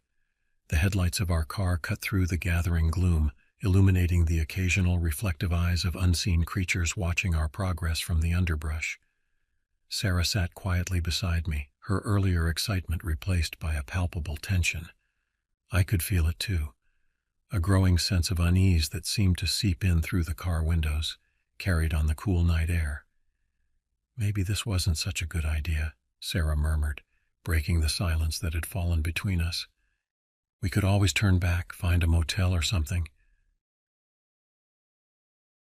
I gripped the steering wheel a little tighter, my knuckles whitening. Part of me wanted to agree, to retreat to the safety and comfort of civilization. But another part, the part that had led us on this adventure in the first place, pushed me forward. "We've come this far," I said, trying to inject confidence into my voice. "Besides, it'll be an experience, right? Camping under the stars, overlooking the ocean. It'll be romantic." Sarah didn't look entirely convinced, but she nodded, reaching over to squeeze my hand. "You're right, I'm just being silly. It'll be fine." As we rounded another bend, the trees suddenly gave way to an open expanse, and we found ourselves at the edge of a cliff. The headlights swept across a small gravel parking area, beyond which lay a grassy plateau that seemed to stretch out into the inky blackness of the night sky. And there, silhouetted against the star-studded horizon, stood the lighthouse. It was an imposing structure, its white paint turned silvery in the moonlight. The beacon at its top was dark for the moment, but even in stillness it seemed to loom over the landscape, a silent sentinel keeping watch over the unseen waters below. As we pulled into the parking area, our headlights illuminated the only other vehicle present, a large fifth-wheel camper, its windows dark and curtained. "An older couple," Marge had said. "At least we weren't completely alone out here." We stepped out of the car, the cool night air carrying the tang of salt and the distant crash of waves against the cliffs below. Sarah shivered, pulling her jacket tighter around her. "It's beautiful," she whispered, her eyes wide as she took in the panoramic view of stars stretching from horizon to horizon. I had to agree. Despite the eerie quality of the place, there was an undeniable majesty to it. The vastness of the night sky, unimpeded by light pollution, made me feel small and insignificant in the best possible way. We set about unpacking the car, our practice movements creating a small bubble of normalcy in this unfamiliar setting. As we worked, I couldn't shake the feeling that we were being watched. I kept glancing towards the dark windows of the fifth wheel, half expecting to see a face peering out at us, but there was never anything there. "Where should we set up?" Sarah asked, her voice hushed as if she were afraid to disturb the stillness of the night. I surveyed the area, my eyes drawn to a patch of grass near the base of the lighthouse. It was relatively flat and offered some protection from the wind that was picking up, carrying with it the first hints of a pre-dawn chill. "How about over there?" I suggested, pointing. "Near the lighthouse." Sarah hesitated, her gaze flickering between the spot I'd indicated and the looming structure above us. "Are you sure? It seems, I don't know, a little close." I understood her hesitation. There was something undeniably imposing about the lighthouse, its presence seeming to fill the entire clearing. But practicality won out over the vague sense of unease. "It'll shield us from the wind," I reasoned, "and if it starts to rain, we'll have some cover." Reluctantly, Sarah nodded, and we began the familiar dance of setting up our tent. As we worked, securing guy lines and hammering in stakes, I couldn't shake the feeling that the lighthouse was watching us, its dark windows like lidless eyes staring down at our small intrusion into its domain. With the tent erected and our sleeping bags rolled out inside, we stood back to survey our handiwork. It looked almost comically small and fragile next to the towering bulk of the lighthouse, like a child's toy left at the feet of a giant. "Well," Sarah said, forcing a cheerfulness into her voice that didn't quite reach her eyes. "Home sweet home for the night." I pulled her close, planting a kiss on top of her head. "It'll be an adventure, right? Something to tell the grandkids about someday." She laughed, the sound quickly swallowed by the vastness around us. "Let's hope it's not too much of an adventure. I'd like to live long enough to have those grandkids." As if in response to her words, a low, mournful sound echoed across the clearing, the foghorn of a distant ship perhaps, or maybe just the wind playing tricks on our heightened senses. We both jumped, then laughed nervously at our own skittishness. "Come on," I said, tugging gently on Sarah's hand. "Let's get some sleep. Everything will look better in the morning." We crawled into the tent, zipping it up behind us as if that thin layer of nylon could protect us from whatever lurked in the darkness outside. As we settled into our sleeping bags, I tried to focus on the positives, the beauty of the stars, the adventure of camping in such a unique location, the warmth of Sarah beside me. But as I lay there listening to the wind whistling around the lighthouse and the distant crash of waves, I couldn't shake the feeling that we had made a terrible mistake. That by coming to this isolated spot, we had stumbled into something we didn't understand, something old and patient and hungry. Little did I know, as I drifted into an uneasy sleep, that the true horrors of the night were yet to come. I'm not sure how long I slept before the first flash of light jolted me awake. For a moment I was completely disoriented, my mind struggling to make sense of the unfamiliar surroundings. The nylon walls of the tent seemed to press in around me, and the ground beneath my sleeping bag felt harder than I remembered. Then came another flash, bathing the interior of the tent in stark white light for a brief second, before plunging us back into darkness. Sarah stirred beside me, mumbling something incoherent as she burrowed deeper into her sleeping bag. It took my sleep-addled brain a few moments to process what was happening. The lighthouse. Of course. How could I have been so stupid? I'd set up our tent right at the base of an active lighthouse, and now we were caught in the rhythmic sweep of its beam. I fumbled for my watch, squinting at the glowing digits. 11:47 p.m. We'd barely been asleep for an hour, and already the night was proving to be far from restful. As my eyes adjusted to the darkness between flashes, I became aware of other sounds beyond the confines of our tent. The wind had picked up, whistling around the lighthouse and causing the guy lines of our tent to vibrate with an eerie, high-pitched whine. Underneath it all was the constant, distant roar of the ocean crashing against the cliffs below. I lay there, rigid in my sleeping bag, counting the seconds between flashes. 2 seconds of blinding light followed by 3 seconds of darkness, over and over again with mechanical precision. It was maddening. Sarah rolled over, her eyes fluttering open. "What's going on?" she mumbled, her voice thick with sleep. "It's the lighthouse," I whispered, though I'm not sure why I felt the need to keep my voice down. I should have realized it would be operating at night. She propped herself up on one elbow, her face alternately illuminated and shadowed by the sweeping beam. "Can we move the tent?" I shook my head. "Not in the dark. It's too dangerous this close to the cliff edge. We'll just have to tough it out until morning." Sarah groaned, flopping back onto her pillow and throwing an arm over her eyes. "Great. So much for a good night's sleep." I reached out, finding her hand in the darkness between flashes. "I'm sorry, honey. This is all my fault. I should have thought this through better." She squeezed my hand. "It's not your fault. We both agreed to camp here. Let's just try to get some sleep, okay?" I nodded, even though she couldn't see me in the dark, and we both settled back down, trying to find a comfortable position. But sleep proved elusive. Every time I felt myself starting to drift off, another flash would jolt me back to wakefulness. As the night wore on, I found myself becoming hyper-aware of every sound, every shift in the air around us. The wind seemed to be picking up, carrying with it new and unsettling noises. At one point, I could have sworn I heard footsteps crunching on the gravel of the parking lot, but when I held my breath and strained my ears, there was nothing but the wind and the waves. It was during one of these tense moments of listening that I first heard it, a sound so faint and distant that at first I thought I must be imagining it. But as I focused, filtering out the familiar noises of wind and water, it became clearer. A moan, low and mournful. It seemed to rise and fall with the gusts of wind. My heart began to race, and I felt a cold sweat break out across my skin despite the chill in the air. "Sarah," I whispered, my voice barely audible. "Sarah, are you awake?" She stirred beside me. What is it?" "Listen," I breathed. "Do you hear that?" For a long moment there was nothing but the usual nighttime sounds. I began to think I had imagined it, that my overwrought nerves were playing tricks on me. But then it came again, a long, drawn-out moan that seemed to resonate in the very air around us. Sarah bolted upright, her sudden movement causing the tent to shake. "What was that?" she hissed, panic evident in her voice. "I don't know," I admitted, sitting up as well. "It could be, it's probably just the wind, or maybe some kind of animal." But even as I said it, I knew that neither explanation felt right.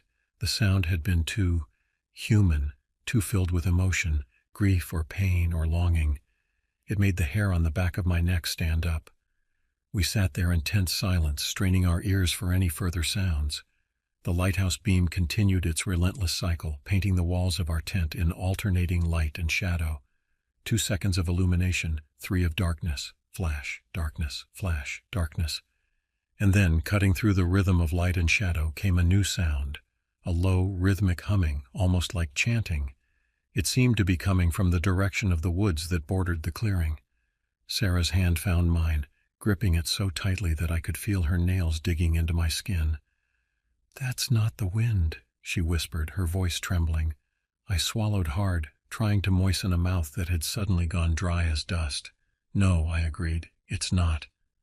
The humming grew louder, joined by what sounded like multiple voices. They rose and fell in a pattern I couldn't quite grasp, the words, if they were words, just beyond the edge of comprehension. "We need to get out of here," Sarah said, already reaching for her shoes. Part of me wanted to agree, to flee from this place and its unsettling noises, but another part, the part that had gotten us into this situation in the first place, was curious. What was making those sounds? Who were the voices that seemed to be calling out from the darkness? "Wait," I said, placing a hand on Sarah's arm. Let's just take a look first. It could be nothing, maybe some local kids playing a prank or something."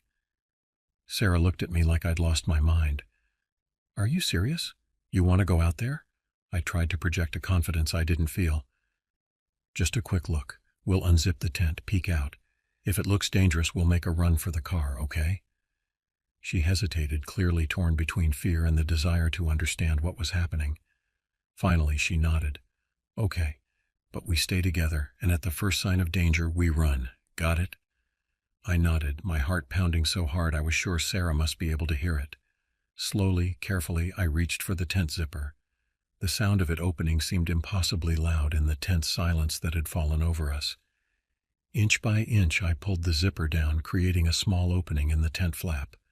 The cool night air rushed in, carrying with it the salt tang of the ocean and something else.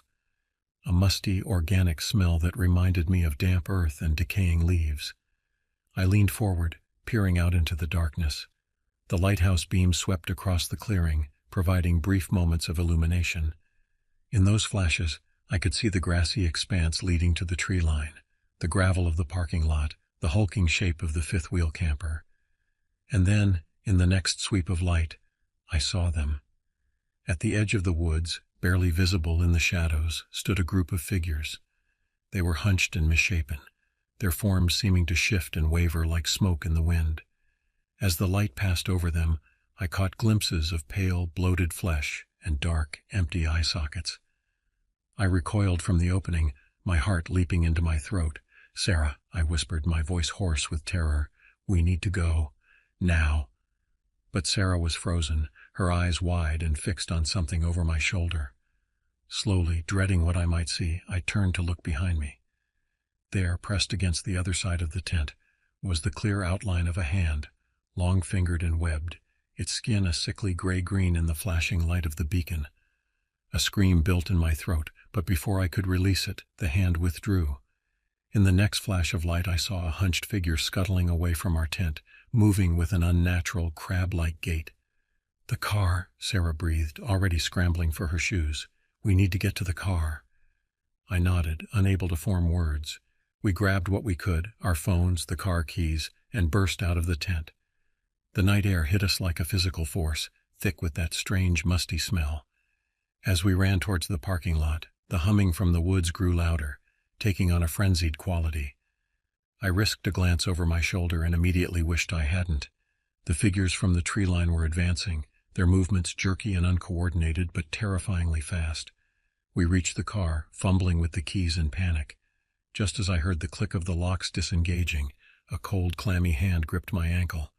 I looked down to see a pallid face emerging from beneath the car, its mouth opened impossibly wide in a silent scream. With a cry of terror, I kicked free and dove into the driver's seat. Sarah was already in the passenger side, slamming her door shut. I jammed the key into the ignition, silently praying to whatever might be listening. The engine roared to life just as the first of the creatures reached us. They threw themselves against the car, their bloated fish-belly white bodies leaving smears on the windows. Their faces were a nightmarish blend of human and aquatic features, gills fluttering at their necks, scales patches across their skin, eyes huge and black and utterly inhuman. I threw the car into reverse, tires squealing as we shot backwards. Bodies thumped against the hood, rolled off the roof. In the rearview mirror, I could see more of them emerging from the woods, from the ocean cliff, from every shadow. As we fishtailed onto the road leading away from the park, I caught one last glimpse of the lighthouse in the mirror. There, silhouetted in the window at the top, was a figure, tall and straight-backed, unlike the hunched monstrosities that had attacked us. It raised one hand in what almost seemed like a farewell gesture. Then we were around the bend, the trees closing in around us, and the nightmare scene vanished from view. We drove in silence for what felt like hours, jumping at every shadow, every curve in the road. It wasn't until the first pale light of dawn began to creep into the sky that we finally felt safe enough to pull over. Sarah and I sat there, hands clasped tightly together as the sun rose over Nova Scotia. Neither of us spoke. What was there to say? How could we possibly put into words what we had experienced? In the years since that night, we've tried to rationalize what happened. Maybe it was a hallucination brought on by exhaustion and an overactive imagination. Maybe it was an elaborate prank by locals preying on unsuspecting tourists. Maybe it was simply a vivid shared nightmare. But in the deepest part of night, when the wind howls and shadows seem to move of their own accord, we remember. We remember the moaning voices, the webbed hands, the inhuman faces pressed against our car windows. And we wonder about that lonely lighthouse on the cliff, standing sentinel over secrets far darker and older than we could ever comprehend. We never returned to Nova Scotia after that trip. Some places, we learned, are best left unexplored. Some mysteries are better left unsolved. And some nights the darkness is best left undisturbed. As for me, I'll never forget that night at the lighthouse near Antigonish. It changed us, Sarah and I. We came seeking adventure, and we found something far beyond our understanding. Now, as I sit here recounting this tale, I can't help but glance out the window, half expecting to see a pale, bloated face peering back at me. But there's nothing there, just the normal, everyday world going about its business, blissfully unaware of the horrors that lurk in the shadows of our world. And perhaps that's for the best. After all, some stories are better left untold, some experiences better left unshared. But I've told you mine now, for better or worse. What you choose to do with it, how you choose to understand it, that's up to you. Just remember, the next time you find yourself on a lonely road, seeking adventure in unknown places, be careful what you wish for. The world is vast and full of wonders, yes, but it also harbors terrors beyond imagination. And sometimes the line between the two is thinner than we'd like to believe. As for Sarah and I, we stick to well-lit campgrounds these days, far from the coast and even further from lighthouses. And if sometimes, in the dead of night, we wake to the phantom sound of humming voices or the memory of webbed hands against canvas, well, we hold each other close and wait for the dawn. Because in the end, that's all any of us can do. Hold on to those we love, face the darkness together, and hope that when morning comes, the horrors of the night will fade like mist in the sun. But a part of me knows, deep down, that they're still out there, waiting, watching, and maybe, just maybe, calling out to those foolish enough to listen. So if you ever find yourself near Antigonish, on a lonely cliff overlooking the sea, and you see a lighthouse standing tall against the night sky, do yourself a favor. Keep driving. Don't stop. Don't look back. And whatever you do, don't listen to the voices in the dark.